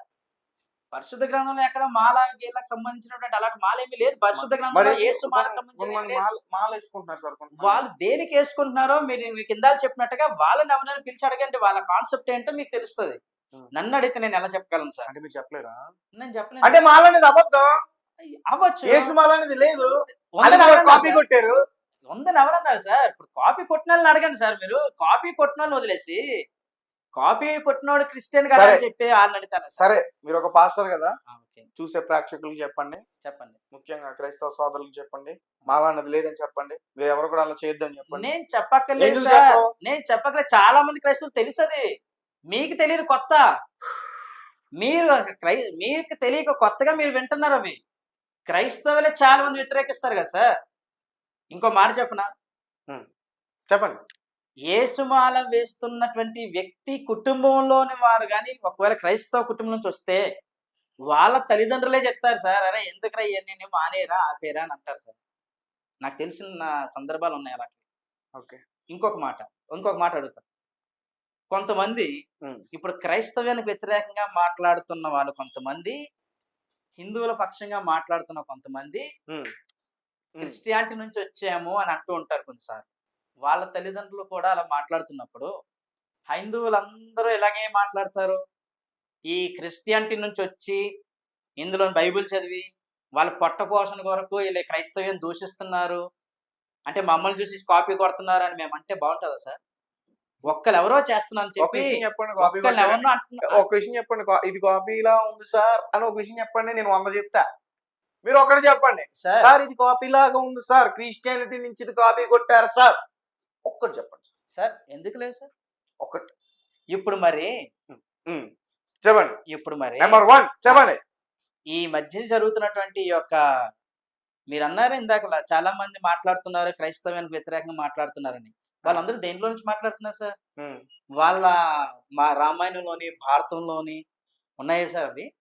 ఇలా మాట్లాడదాం, ఇలా రెచ్చగొడదాం, ఇట్లా సువార్తకి వెళ్ళే వాళ్ళని ఆపుదాం అని ఏమైనా ఉన్నాయా సార్? మరి అవి ఎందుకు ఇప్పుడు ప్రచారం చేస్తున్నారు? పైగా ఇప్పుడు ప్రచారం చేస్తున్న వాళ్ళు ఎవరైనా రామాయణంలోని మాటలు చెప్తున్నారా, భారతంలోని మాటలు చెప్తున్నారా, లేకపోతే ఈ వేదాల్లోని మాటలు చెప్తున్నారా? నా పరిశుద్ధ గ్రంథంలోనే కదా సార్. ఇప్పుడు కాపీ ఏంటి సార్, మొత్తం నా పరిశుద్ధ గ్రంథంలోని మాటలే వక్రీకరించి మీరు మాట్లాడుతున్నారు కదా. మరి కాదా? మీరు మాట్లాడేది నా బైబిలే కదా, మీరు మాట్లాడేది కూడా నా బైబిలే కదా సార్ ఆధారం. సార్ ఆమేన్ అంటే ఏంటి సార్? అలాగూ జరుగును గాక. ఓకే, ఇట్లా ఇట్లా ఇట్లా అంటారా, దాని అంటే ఏంటి సార్? అవి డిఫరెంట్ డినామినేషన్స్ యూజ్ చేసేటువంటి ఒక రిచువల్ అండి. ప్రైజ్ ద లార్డ్ అంటే ఏంటి సార్? దేవునికి స్తుతించడం అని, స్తుతించుదాం, స్తుతి చెల్లించుదాం అని. ప్రైజ్ ద లార్డ్ అంటే హల్లెలూయా. హల్లెలూయా అనే పదానికి అర్థం ఇంగ్లీష్ లో ప్రైజ్ ద లార్డ్ అని. ఓకే, సో దానికి దేవుని స్తుతించుదాం అని. నేను ప్రైజ్ ద లార్డ్ అని అంటాను సార్, మీరు జై శ్రీరామ్ అని అంటారా sir? Sir praise the lord అని అనడం మీ ఎందుకు అంటున్నారో నాకు తెలియదు. ఓకే, మీరు బహుశా ఏమంటారంటే క్రైస్తవునిగా నన్ను గౌరవించడానికి అంటున్నారు అని అంటారు. ఎస్, ఓకే, ఖచ్చితంగా correct. Praise the lord. Okay, కానీ మీరు అనరు, చెప్పేది వినండి. ఓకే, కానీ చెప్పలేరు సార్ ఒకటి, ఎందుకంటే మీరు భయపడేవాళ్ళు. అంటే మీరు అది భయపడేవాళ్ళు, చెప్తేనే మీరు భయపడేవాళ్ళు, అది చెప్తేనే మీరు గౌరవించట. మీరు అంటే మీకు ఇంక వేరే దగ్గర గౌరవం లేదా? మీరు భయపడేవాళ్ళ? అది తప్పితే మీకు వేరే దగ్గర గౌరవం లేదా? శ్రీయాంజనేయనండి, అదే అది తప్పితే జై శ్రీమానండి, అవి అంటేనే వేరే దుర్గమాతకి చేయండి, అవి అంటేనే ఏదో ఒకటి అనండి. అనలేరు, మీకు గౌరవం లేదా? అనలేరు. లేకపోతే మీకు గౌరవం లేదా? ప్రైజ్ ద లార్డ్ అంటే మీకు గౌరవం లేదా? ప్రైజ్ ద లార్డ్ అంటే మీకు గౌరవం లేదా? మేము అనలేదు కదా. మీరు గౌరవిస్తున్నప్పుడు మీరు ఎందుకు ఇవ్వలేరు? అది అంటున్నాను సార్. సార్ మీరు కాపీ తాతని చెప్పి నేను కాపీ ప్రసాదం తాగాలా? తినడం భయం, సార్, జై శ్రీమానడం భయం. సార్, ఏం చెప్తున్నారు సార్? సార్ మీరు ప్రతి దానికి మీరు చేసినట్టు మమ్మల్ని చేయమంటే ఎలా సార్? అలా అయితే మీ దానికి వాళ్ళ దానికి తేడా ఏముంది సార్? మనుషులం కదా సార్, మీరు మనిషి నేను మనిషి కదా సార్. మీరే కదా సార్ ముందు చెప్పారు మనం అందరం కూడా మనుషులు, ఇవన్నీ మనం క్రియేట్ చేసుకున్నాయని. Exactly. అదే మనిషితో అదే మనస్తత్వంతో చెప్పండి సార్. సార్, నేను ప్రైజ్ ద లార్డ్ అంటున్నప్పుడు మీరు ఎందుకు సార్ జై శ్రీమాన్ చెప్పలేరు? సార్ మీరు మనిషి, మీరు క్రియేట్ చేసుకున్నది మీకు సొంతం. నేను మనిషిని నా అనుకూలత కొరకు నేను క్రియేట్ చేసుకుంది నేను ఫాలో అవుతా. నా కోట్ మీరు వేసుకోమంటే ఎలా అవుతుంది సార్? మన మనుషులం కాబట్టి సార్. మనుషులు అయితే సైజులు సరిపోవు కదా సార్. అంటే మీరు చెప్పలేరు సార్? అంటే ఎందుకు చెప్పాలంటున్నా? మీకు నచ్చా సార్? రాదా సార్ జై శ్రీరామ్ అనటం? రాదా సార్? ఎందుకు అనాలి? బైబిల్ చదివేవారు చాలా స్పష్టంగా ఎందుకు అనాలి సార్? ఎందుకు అనాలి? నార్మల్ నాకు రెస్పెక్ట్ ఇవ్వండి. మీకు రెస్పెక్ట్ అందులోనే వస్తుందా? వస్తుంది. ఓకే, అందులో నుంచే రెస్పెక్ట్ పొందుకుంటారా? మీకు వేరే రెస్పెక్ట్ లేదా? మీరు దాన్ని ప్రొలాంగ్ చేస్తారు కానీ మీరు చెప్పరు. ఆహా, అలా కాదు సార్, మీరు సార్, చెప్పరు అనే దేవునికి స్తుతి అని నేను అంట, హల్లెలూయా అని నేను అంట, ఆమేన్ అని నేను అంట, అదే సార్, ప్రైజ్ ద లార్డ్ అని నేను అంట. ఎందుకంటారు? మిమ్మల్ని రెస్పెక్ట్ చేస్తున్నా. అందులో నీ మా రెస్పెక్ట్ నమ్మకాన్ని నేను లేదు నమ్ముతున్నా. నువ్వు మనిషివి, సార్. మాత్రం మీకు మాట మనుషులు చెప్పనా? కాబట్టి నేను నమ్ముతున్నా. మీకు కానీ మాట మీరు అనలేరు. చెప్పనా? మీకు మాట మీరు చెప్పనా? అనలేరు. మీకు ఇదే భారతదేశంలో ఉంటారు, మీరు మమ్మల్ని- ఇదే భారతదేశంలో మీరు మమ్మల్ని రెస్పెక్ట్ చేయడానికి చెప్పరు ఆ మాట. మరి ఎందుకు చెప్తారు? మీరు మమ్మల్ని ఇరికించడానికి చెప్తారు ఈ మాట. మేము రెస్పెక్ట్ చేస్తున్నాం సార్ అని చెప్పి మీరు మమ్మల్ని రెస్పెక్ట్ చేయని చెప్పి మమ్మల్ని మా చేతి తిరిగి అనిపించాలి ఉద్దేశంతో మాట్లాడతారు ఇది. ఆ, అంతేగాని సరే. ఇందులో సార్ ఒక మాట చెప్పనా? అంటే మీరు సార్, రెస్పెక్ట్ చేస్తున్నా, మీరు నన్ను రెస్పెక్ట్ చేయరు. సార్ ఒక్కటి విషయం, ఆరాధన చేసి తీసుకొచ్చినటువంటి దాన్ని మీరు ప్రసాదం అంటారు. ఉమ్. ఓకే, మీరు ప్రసాదం తీసుకొని రండి, మీరు ప్రసాదం తీసుకొని రండి, నా ముందు పెట్టండి, అది నేను తింటానో లేదనేది ఆ తర్వాత మీరు చూడండి. అంతేగాని తింటారా? ఆ? తింటారా? అదే అంటున్నా, మీరు తింటానని చెప్పొచ్చుగా. తింటా దానికి కూడా భయమేమా? తింటానో తిన్నో తర్వాత మీకు తెలుస్తది. దాని గురించి ఇప్పుడు ఎవరో ఒకరు చేసినందుకు ఒక కార్నర్ గా చేసి మాట్లాడడం కరెక్ట్ కాదు సార్. ఇప్పుడు ప్రసాదం ఇప్పుడు మీరు ప్రసాదం అంటున్నారు, మేమేమో కేక్ ఇస్తున్నాం అంటున్నారు. నిజం చెప్తున్నా, మేము కేక్ ఇస్తున్నాం అంటున్నారు. గైస్ మీరు ఒకటి అర్థం చేసుకోవాలి. ఒక మాట ఈ మాకు ప్రశ్న ప్రభు ఎందుకు సంస్కారం అడిగానంటే, అంటారు. ఖచ్చితంగా ఇందాక మాకు ప్రభు సువార్త చేస్తున్నప్పుడు భయపడే అడ్డుకుంటున్నారు అనే మాట ఆయన అన్నారు కాబట్టి ఈ ప్రశ్న నేను అడుగుతున్నా, లేదంటే నేను అడిగేవాడినే కాదు. పోనీ వెరీ గుడ్, మంచి. భయపడేది ఎవరు అనే దాని గురించి చెప్పడానికి మాత్రమే ఈ ప్రశ్న అడిగా. అదే భయపడేది ఎవరు తెలుస్తుంది కదా సార్. ఇప్పుడే తెలిసింది కదా సార్. వీధుల్లోకి నిలబడుతున్నారు కదా, కనబడుతుంది కదా. ఇప్పుడు మాట్లాడలేకపోతున్నారు కదా సార్. ఏంటి మాటలు మేము మాట్లాడుతుంటే మీరు మాట్లాడలేకపోతున్నా అంటే నేనేం చెప్తాను సార్ దానికి? నేను మాట్లాడుతున్నాను కదా, నేను చెప్తున్నాను కదా. Praise the lord. మళ్ళీ అదే చెప్తున్నారు మీరు. Sir praise the lord sir. ఎందుకు అంటున్నారు సార్? మిమ్మల్ని ఎవరు అన్నారు సార్? ఎందుకు అనాలి? నార్మల్ గా అంటాను సార్. సార్ మీకు రెస్పెక్ట్ ఇస్తున్నా సార్. సార్ మీ నమ్మకాన్ని నేను నమ్ముతున్నాను సార్. మీరు మా అది సోదరులు సార్. సార్ మీరు మా భారతీయులు సార్. సార్ అఫ్ కోర్స్ మీరు మా హిందువులు సార్. నో, మతం మారారేమో కానీ మీ పుట్టుక హిందువే కదా సార్. మీ తాతగారి పేరు బంగారం సార్. మీ నాయన పేరు బంగారం sir. Not at all sir. I'm N Indian but not Hindu. I'm N Indian Christian. Okay, I'm N Indian Christian. నేను భారతీయ లేకపోతే నేను భారతీయత నా జాతీయం, క్రైస్తవ్యం నా విశ్వాసం. మతం కాదు. Okay, not at all. Christianity is not a religion sir, it is a life style, it is a way of life. ఒక జీవించే విధానం ఇది. సో నా జీవించే విధానంలో నేను వెళ్తూ ఉన్నా. నేను భారతదేశంలో పుట్టిన భారతీయుడిని. I'm Indian. Okay, Indian citizen. మీరైతే చెప్పలేరు ఏంటి? ఒకటి, నేను ప్రసాదం తింటానండి, మీరు నాకు ఒక సోదర భావంతో నాకు ఇస్తున్నారు కాబట్టి మీరు ప్రసాదం అనుకున్నా దాన్ని నన్ను ఆహారంగానే తీసుకుని తింటానని కూడా మీరు చెప్పలేరు. ఎందుకంటే మీరు ప్రసాదం తీసుకొని చూపించండి సార్, అప్పుడు మాట్లాడదాం. తీసుకొని చూపించండి. అది ఆహారంగా పెట్టినప్పుడు నేను ఆహారంగా తీసుకుంటున్నానా లేదా మీరు చూపించి అప్పుడు మాట్లాడండి. ఓకే, ఎలాగా ఆ టాపిక్ వచ్చింది కాబట్టి ఇంకో క్వశ్చన్ అడుగుతున్నాను. దానికి ముందు క్వశ్చన్ మీద ఉంది కదా. వెయిట్ చెప్పండి. ఎందుకంటే మీరు అన్నారు కదా, మీరు పెట్టిన క్రిస్మస్ కేక్ మేము తింటాము, మీ బిర్యానీ మేము తింటాం అంటున్నారు కదా సార్. మీకు ఆ విషయం తెలియదు, మా చర్చ్ లో బాప్తిజం అనే ఒక కార్యక్రమం ఉంటది. అవును, విశ్వాసిస్తున్నాను, నేను నమ్ముతున్నాను. యేసుక్రీస్తు ప్రభు నా సొంత రక్షకునిగా అంగీకరిస్తున్నాను అనడానికి నిదర్శనగా, సూచనగా బాప్తిస్మం అనేది ఒకటి ఉంటది. ఈ బాప్తిస్మము తీసుకున్న వారికి మాత్రమే యేసుక్రీస్తు ప్రభు వారిని జ్ఞాపకం చేసుకుంటూ, ఆయన శ్రమలను జ్ఞాపకం చేసుకుంటూ, అనేకుల పాపక్షమాప నిమిత్తము విరోబడిన ఆయన శరీరమునకును చిందించబడిన రక్తానికి సాదృశ్యంగా ఉన్న రొట్టెని ద్రాక్షరసాన్ని మేము పంచుకుంటాం. రొట్టెని ద్రాక్షరసాన్ని మేము ఆచరిస్తాం. లార్డ్ సప్పర్ అంటారు, యోకరిస్ట్ అంటారు దానిని. మా క్రైస్తవ్యంలో పుట్టి పెరిగిన వాళ్ళకి కూడా ఇవ్వం సార్ మేము. అన్యుల వరకు అవసరం లేదు. లేకపోతే అన్యులు అంటే ఇతర మత విశ్వాసులు అని అర్థం. వాళ్ళు ముస్లిమ్స్ అవ్వచ్చు, క్రైస్తవులు అవ్వచ్చు, జైనిజం అవ్వచ్చు, జొరాస్ట్రినిజం అవ్వచ్చు, ఎవరైనా సరే మా క్రైస్తవ్యంలోనే పుట్టి పెరిగిన వాళ్ళకి కూడా ఇవ్వం సార్. బాప్తిజం తీసుకున్న వాళ్ళకే ఇస్తాం. దీన్ని తీసుకొచ్చి మీరు ఇదిగో మా క్రిస్మస్ని మీరు తినండి అని ఎవరికి ఇవ్వం సార్. సో ఆ నిబద్ధత ఎలాగో పాటిస్తామో మా క్రైస్తవులకే తినమనివ్వం. ఒకవేళ మేమే బాప్తిజం తీసుకోలేదు అనుకోండి, మా చర్చిలోనే ఇస్తున్నారు అనుకోండి, మా చర్చిలో ఇచ్చిందే కదా అని చెప్పి వెళ్ళి పట్టేసుకొని తినేసి తాగేము. ఎక్కడో వేరే టెంపుల్లో ఇచ్చే విగ్రహారాధనతో కూడినటువంటి ప్రసాదం కోసం మాట్లాడలేదు సార్. మా చర్చ్ లో ఇచ్చే ప్రతి నెల ఇచ్చే కొన్ని ఆ చర్చలు ప్రతి ఆదివారం ఇచ్చే ఈ ప్రభు భోజన సంస్కారం గురించే మాట్లాడుతున్నాం. ఇది మా క్రైస్తవులకి మేమే తీసుకోము. మా క్రైస్తవులకే మేము ఇచ్చే పరిస్థితులు అంటే మేమే ఇవ్వము. వేరే బాప్తిని తీసుకోలేని వారికి ఒకవేళ మేమే బాప్తిని తీసుకోకపోతే ఒకవేళ క్రైస్తవ సంఘాలు ఇచ్చినా సరే మేమే తీసుకోము. ఓకే. సో దీనికి చర్చిలో ఉందే తీసుకోకపోతే భయమా సార్ అని అంటే ఏం చెప్తాం సార్? Okay, right. అది మా నిబద్ధత. ఓకే, ఇంకో క్వశ్చన్ ఉంది. ఓకేనా? Okay, right. సో విన్నా ప్రసాద్ ఓకే సార్ ప్రశాంత్ తీసుకోలేదంటే Clarity. నిబద్ధత, ఓకే నిబద్ధత, భయం కాదు. ఓకే, థ్యాంక్ యూ, క్లారిటీ ఉంది సార్. Thank you. అది వాళ్ళే చెప్తారు, నేను చెప్పను. ఓకే, అది వాళ్ళు చెప్పుకోనియండి. ఇప్పుడు మీరు భయపడుతున్నారు అన్నది మాత్రం మేము భయపడం సార్. Okay sir. ఇప్పుడు చర్చెస్ దగ్గర రీసెంట్ గా నేను చూస్తున్నాను, ఇంతకుముందు ఉన్నాయో లేదో నాకు తెలియదు, ధ్వజస్తంభాలు పెడుతున్నారు. అది ఎక్కడి నుంచి నేర్చుకున్నారు? నేను యాక్చువల్ గా హిందూ దేవాలయాల్లో చూసానే, ఇప్పుడు చర్చల దగ్గర కూడా చూస్తా ఉన్నా. పెట్టడం కాదు, కొబ్బరికాయలు కొడుతున్నారు, అగరత్తులు వెలిగిస్తున్నారు. చెప్పండి, అది కాదు అంటే నేను ఇప్పుడు తీసి చూపిస్తాను. లేకుండా మీరు ఏం చెప్పరు కానీ అది ఓకే ఉండొచ్చు, అది కాదంటలేదు. కానీ నేను అంటుంది ఏంటంటే మీరు రాంగ్ పర్సన్ అడుగుతున్నారు. ఇందాక నుంచి సేమ్ అయ్యే రిపీట్ చేస్తున్నారు. ఇప్పుడు అది చేస్తుంది ఎవరు? ఇప్పుడు చెప్పండి, మీరు చెప్పట్లా. తప్పే సార్, ఆ బైబిల్లో లేవు కదా, అది నాకు తెలియదుకే కదా, నాకు దాని గురించి నేను మాట్లాడలేదు అంటున్నాను.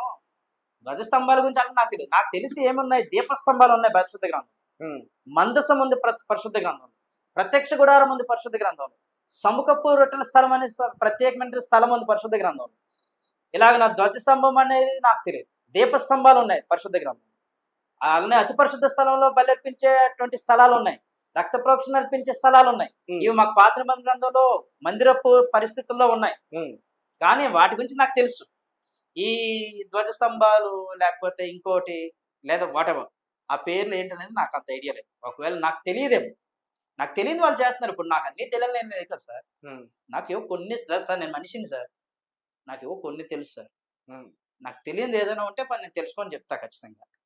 అండ్ నేను రీసెంట్ గా విన్నాను, చైల్డ్ మ్యారేజెస్ జరుగుతూ ఉన్నాయి కొన్ని చర్చెస్ లో.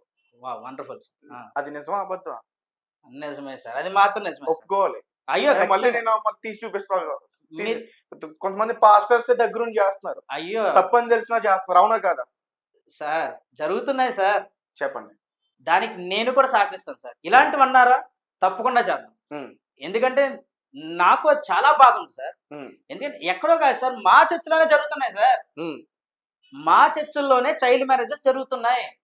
2007, 2008 నాకు గుర్తున్నప్పటి నుంచి, అప్పటి నుంచి నేను పాస్ట్ గారు అవ్వక ముందు నుంచి పోరాడుతున్నా దాని గురించి. నేను అప్పటికి పాస్ట్ గారిని అవ్వక ముందు నుంచి పోరాడుతున్నా. అమ్మా వద్దు, దయచేసి అలా చిన్నపిల్లలకి వయసులు రాకముందు పెళ్లిళ్ళు చేయకండి అని నేను పోరాడుతున్నా. అయితే మీరు రాకండి అంటున్నారు. మీరు రావడం అయితే అంతగా కాదు, మేము ఆ పెళ్లికి రాము అని చెప్తున్నాం. మీరు రావడం మానేస్తే మేము ఇంకో పాస్ట్ గారితో చేయించుకుంటున్నాం అని చెప్పి ఇంకో పాస్ట్ గారితో చేయించుకుంటున్నారు. కనీసం ఆ పాస్ట్ గారు కూడా చెప్పడం లేదు ఈ విషయాన్ని. చిన్నపిల్లలు ఆ పిల్లలకి పెళ్లిళ్ళు చేయడం మంచిది కాదు అని చెప్పడం లేదు సార్. దీని గురించి పోరాడతారా? పోరాడండి, మాట్లాడదాం, రండి. నాతో కలిసి వస్తారా, లేకపోతే మీ దగ్గర నన్ను రమ్మంటారా? నేను వస్తే నాకు చూపిస్తారా? అయ్యో తప్పకుండా. ఓకే, కలిసి చేద్దాం, కలిసి పోరాడదాం. మనం ఎవరిని విమర్శించాలని కాదు, ఎవరికి అన్యాయం చేయాలని కాదు. కాబట్టి ఇక్కడ ఏంటంటే సార్, ఇల్లిటరసీ సార్, నిరక్షరాస్యత. చాలా మందికి తెలియక అమాయకత్వంతో చేస్తున్నారు.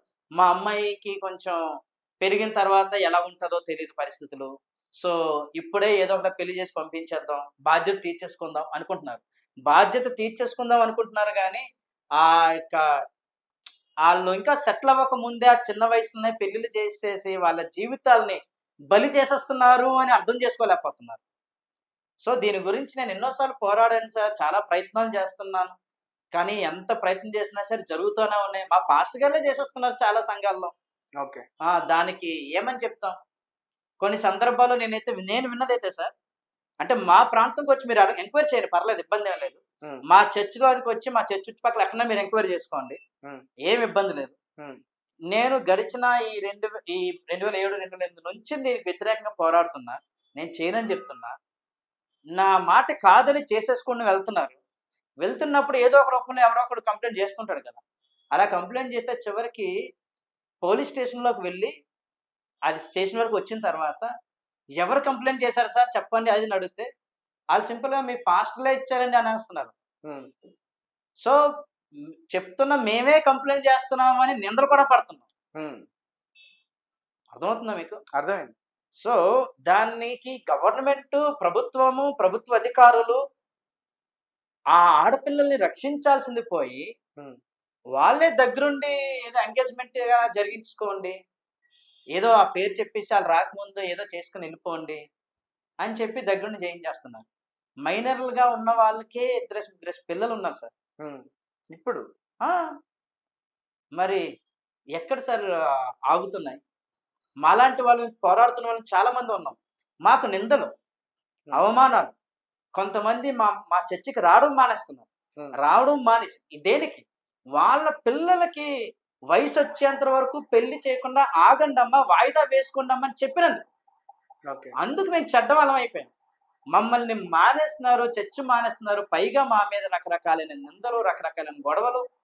వీడియో చూస్తున్నారు మీరు, అట్లాంటి మ్యారేజ్ ఏదైనా జరిగితే నాకు ఫోన్ చేయండి. హైదరాబాద్ నుంచి వైజాగ్ తెల్లారేలోపు నేను అక్కడికి వస్తా, నాతో పాటు 10 మందిని తీసుకొస్తా. అది ఎంత పెద్ద తలకైనా సరే ఖచ్చితంగా చూద్దాం. అంత అవసరం లేదు కానీ సార్, ఒక పని చేయొచ్చు సార్. మనం ముందుగా ఈ చైల్డ్ మ్యారేజ్ జరుగుతున్న వాళ్ళకి ముందుగానే చెప్తున్నాం. ఉమ్, ఈ కుటుంబాన్ని, ఆ కుటుంబాన్ని కూర్చోబెట్టి ఇది తప్పు చెయ్యొద్దు, ఆగండి. ఆ వయసులో వచ్చిన తర్వాత ఇదే కుటుంబాలు చేసుకోండి అని చెప్తున్నాం. అయినా వింటున్నది. ఓకే. డేట్లు సరే పెట్టేసుకుంటాం. సార్, చెప్దాం సార్, మారుద్దాం. అవసరమైతే తల్లిదండ్రులు కూడా శిక్షలు అయిపోద్దాం. శిక్షల వరకు అవసరం లేదు కానీ సార్, ఉమ్. జస్ట్ ఆ యొక్క వివాహాన్ని వాయిదా వేయండి చాలు. వాయిదాలు ఎందుకు? ఆ వయసులో వచ్చేంత వరకు వాయిదా వేయించడానికి చూడండి చాలు. వాయిదాలు వేసుకోవడం ఇవన్నీ పక్కన పెట్టాలి సార్. ఫస్ట్ మనం చేయాల్సింది మార్పు తీసుకురావడం. సార్ ఆ మార్పుని నేను 2007 నుంచి ఎదురు చూస్తున్నా సార్. మీ మనం సహకారం మనం చేద్దాం అందుతాదంటే, సార్, మీ ఖచ్చితంగా. సహకారం నా అందుతాదనంటే ఒక్కడి వల్ల కాదు, నా మీడియా సోదరులతో ఖచ్చితంగా నేను కలిసి చేస్తా. సార్ మీ ఇష్టం సార్. ఉం. మీడియా సోదరులు అందరికీ మనవి చేస్తున్నా, ఎవరైనా పర్వాలేదు సార్. సార్ ఒక మాట చెప్పనా? వదిలేండి, ఎందుకు చెప్పండి, పర్వాలేదు. పర్వాలేదు సార్. కంటిన్యూ చెప్పండి. చెప్పండి సార్, ఇబ్బంది లేదు. చెప్పండి, మీరేం చెప్పాలనుకున్నారు చెప్పండి. సార్ ఇప్పుడు ఉం. పరిస్థితి ఎలాగైపోయిందంటే సార్, ఉం. ఈ బాల్య వివాహాల గురించే కానీ ఇంకేదైనా సరే ఉం. మనం ప్రయత్నం చేస్తున్నప్పుడు ఉం. ఈ యొక్క కుటుంబస్తులు ఎవరైతే ఉన్నారో, ఈ బాధిత కుటుంబాలు, ఉం. వాళ్ళు దాన్ని ఎలా చూస్తున్నారు అంటే, వీళ్ళు పెళ్లి చేసుకోవడానికి తగిన ఏర్పాట్లు చేసుకుంటున్నారు కదా సార్. ఉం. తగిన ఏర్పాట్లు చేసుకునే క్రమంలో కొంత అడ్వాన్స్లు ఇచ్చుకొని, కొంత డబ్బులు ఆల్రెడీ వెచ్చించి ఉంటారు. మనం చెప్తున్నాం ఆగండి అని. అయినా సరే మేము మంచి సంబంధం పాస్టర్ గారు మేము చేసేసుకుంటాం అనుకొని ముందుకెళ్ళిపోతూ ఉంటారు. ఈలోపు వీళ్ళు చేస్తున్న ఈ ప్రయత్నాల్లో ఎవరి ద్వారా ఒక ద్వారా కంప్లైంట్ వచ్చిన తర్వాత అది కాస్త డిపార్ట్మెంట్ ఎవరో ఒకరు వస్తున్నారు, తెలియజేస్తున్నారు, ఆపుతున్నారు. ఆ డిపార్ట్మెంట్లో వచ్చిన వాళ్ళే అమ్మాయి ఇలా ఏదో కంప్లైంట్ వచ్చింది కాబట్టి మేము వచ్చాము, మాకు తెలుసు ఆడపిల్ల పెళ్ళి అంటే ఎంత బాధో, ఉం. కనుక ఏదో కంప్లైంట్ వరకు రాకుండా ఆ దృష్టిలోకి వెళ్లకుండా ఏదో చిన్న ఎంగేజ్మెంట్ అనో ఏదో మీరు చెప్పేసుకొని కానిచ్చేసుకోండి అమ్మా, మరి ఇంత నష్టపోయామని అంటున్నారు కదా అదే సార్, అట్లాంటివి అని అవే ఆధారాలు అని జాగ్రత్త పరచండి. అని మనం దీని గురించి ఖచ్చితంగా ముందుకెళ్దాం. అని అక్కడికి వెళ్ళి సలహా చెప్తున్నారు. దానికి నేను ఆధారం ఎలా తీసుకురావాలి సార్? ఇప్పుడు వాళ్ళు ఎవరో వెళ్ళి కంప్లైంట్ ఇచ్చారు. ఎవరో ఇచ్చిన కంప్లైంట్కి జరుగుతుందా వాస్తవా కాదా వీళ్ళు చెక్ చేసుకోవడానికి ఎంక్వైరీకి వచ్చారు. ఎంక్వైరీకి వచ్చిన తర్వాత అది వాస్తవం తెలిసిన తర్వాత వీళ్ళు వాళ్ళకి ముందు వద్దని చెప్తున్నారు, ఆగనని చెప్తున్నారు. కానీ లాస్ట్లో వెళ్ళిపోయే ముందు వాళ్ళు చెప్తున్న తల్లిదండ్రులు అంటారు, అండి మరి మేము ఇలా ఇచ్చేసుకున్నాము, అడ్వాన్స్ ఇచ్చుకున్నాము, ఇంత డబ్బు పోయింది, అంత డబ్బు ఖర్చు అయిపోయింది అని అంటున్నారు. దీనికి సరే అని చెప్పి మరి మానవతా దృక్పథంతో కొంచెం ఆలోచిస్తాం కదా సార్. వాళ్ళెందుకు ఇబ్బంది పడాలి? వాళ్ళకి వివరించేటట్టు చెప్పాలి సార్. కూతురు భవిష్యత్తు ముఖ్యమా, ఇచ్చుకున్న అడ్వాన్స్ ముఖ్యమా? ఇచ్చుకున్న అడ్వాన్స్ పోతే వస్తుంది, కూతురు భవిష్యత్తు పోతే ఒకసారి రాదు అనేది వాళ్ళకి అర్థమయ్యేటట్టు చెప్తే ఖచ్చితంగా మార్చగలం, మార్పు వస్తుంది. సార్ నన్ను నమ్మండి, మనం ఖచ్చితంగా ఈ విషయంలో నేను మాటిస్తున్నా. ఖచ్చితంగా ముందుకెళ్దాం, తీసుకెళ్లి మనం పోరాడదాం, ప్రయత్నిద్దాం. నాకు తెలిసి ఇప్పటి వరకు అసలు లేవు అనుకున్నా, చాలా మంది కూడా. అయ్యో సార్, మా విశాఖపట్నం ప్రాంతంలో నడి రోడ్లమే జరుగుతున్నాయి. అన్ని కాదు, అందరివి కాదు, కానీ కొన్ని చెప్తున్నా ఏదైతే ఊర్లు ఉన్నాయో, గ్రామాలు ఉన్నాయో, కొన్ని వాడలు ఉన్నాయో ఖచ్చితంగా గుర్తించండి, రాయండి, మా దృష్టికి తీసుకురండి, ఖచ్చితంగా మనం చేద్దాం. రైట్, తప్పకుండా sir. Thank you so much, చాలా వివరణ మాకు ఇచ్చినందుకు. ఏదైనా ప్రశ్నతో నేను ఇబ్బంది పెట్టుంటే పెద్ద మనసు చేసుకుని అయ్యో సార్ అది ఇప్పుడైనా సరే ధైర్యంగా మీరు నన్ను మన్నించవచ్చు. బస్ thank you very much sir. నాకు చక్కని మాట్లాడారు, చక్కగా ప్రశ్నించారు, అడిగారు. నేను ఒకటే చూస్తా సార్, మీరు అడుగుతున్నవి ఏమైనా సరే ప్రజల పక్షంగా మీరు అడుగుతున్నారు. అవును. దానికి నేను వివరణ ఇస్తున్నా. ఈ వివరణ ఇస్తున్న దాన్ని మీరు మీ స్టైల్లో మీరు దాన్ని పోర్ట్రే చేస్తారు. అది నేను భయపడుతున్నాను అనొచ్చు, లేకపోతే ఏదైనా చెప్పుకోవచ్చు. నాకు కావాల్సింది ఏంటి, నా తోటి సోదరుల యొక్క సఖ్యత కావాలి. రిలీజియస్ హార్మనీ ఇంపార్టెంట్ నాకు కావాల్సింది. నా మత విశ్వాసం ఎంత గొప్పదో ఇతరుల మత విశ్వాసాన్ని కూడా నేను అంతే గౌరవించగలగాలి. ఓకే. ఆ గౌరవాన్ని దృష్టిలో ఉంచుకున్నప్పుడు బ్యాలెన్స్డ్గా వెళ్ళాలి. ఓకే. ఈ బ్యాలెన్స్గా వెళ్తున్నప్పుడు దాన్ని మీరు ఏదో భయపడుతున్నానని కిండల్ చేసినా సరే అది ఏదో సరదాగా టైం బీయింగ్కి లేదా ఏదో ప్రొఫెషన్ అది అంతవరకే తీసుకుంటా తప్ప అది మనసుకి ఎక్కించుకోవడం అలా ఏమి ఉండదు సార్ నాకు. Right. So thank you very much. నేను చెప్పిన వివరంలో ఏదన్నా సరే మీ మనసుని నొప్పించినట్లున్నా, ప్రేక్షకులు మీ మనసులు గాయపరచబడినా సరే దయచేసి మీరు కూడా పెద్ద మనసుతో క్షమించండి, అర్థం చేసుకోండి. అందులో అందరము కలిసి ఉంటేనే సమాజం సార్. రైట్. ఆ అందరము ఉండే దాంట్లో మీరు ఉందాం, మనం ఉందాం, అందరూ కలిసి ఉందాం. Right. Right sir. Thank you. Thank you very so much. Guys చూసారు కదా, నేను అడిగింది ఎంతవరకు కరెక్ట్. ఇప్పటి వరకు చాలా ఇంటర్వ్యూస్ నేను చేయడం జరిగింది. మీరు చేసిన ఏవైతే క్వశ్చన్స్ ఉన్నాయో అవి తీసుకుని వాటి ఆధారంగానే ఆయన్ని ప్రశ్నించడం జరిగింది. ఎక్కడో కూడా అతని మనసుని ఒప్పించలేదు, ఆయనే చెప్పారు.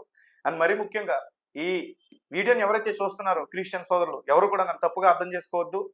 ఎందుకంటే నేను క్రిస్టియన్ కాదు, అందరికీ తెలుసు. సో ఏదైతే ఆ డౌట్స్ ఉన్నాయో వాటి క్లారిటీ కోసం, వాటి క్లారిఫై చేయడం కోసమే పాస్టర్స్తో ఇట్లాంటి డిబేట్స్ అయితే మనం పెడుతున్నాం, వాళ్ళ ఇంటర్వ్యూస్ చేస్తూ ఉన్నాం. అండ్ చక్కగా చాలా విషయాలను కూడా వివరించారు. అందులో కొన్ని తప్పులు ఉండొచ్చు, ఒప్పులు ఉండొచ్చు. ఆ తప్పులు ఏంటి అనేది మీరే చెప్పాలి. నాకన్నా మీకే చాలా తెలివైన వాళ్ళు.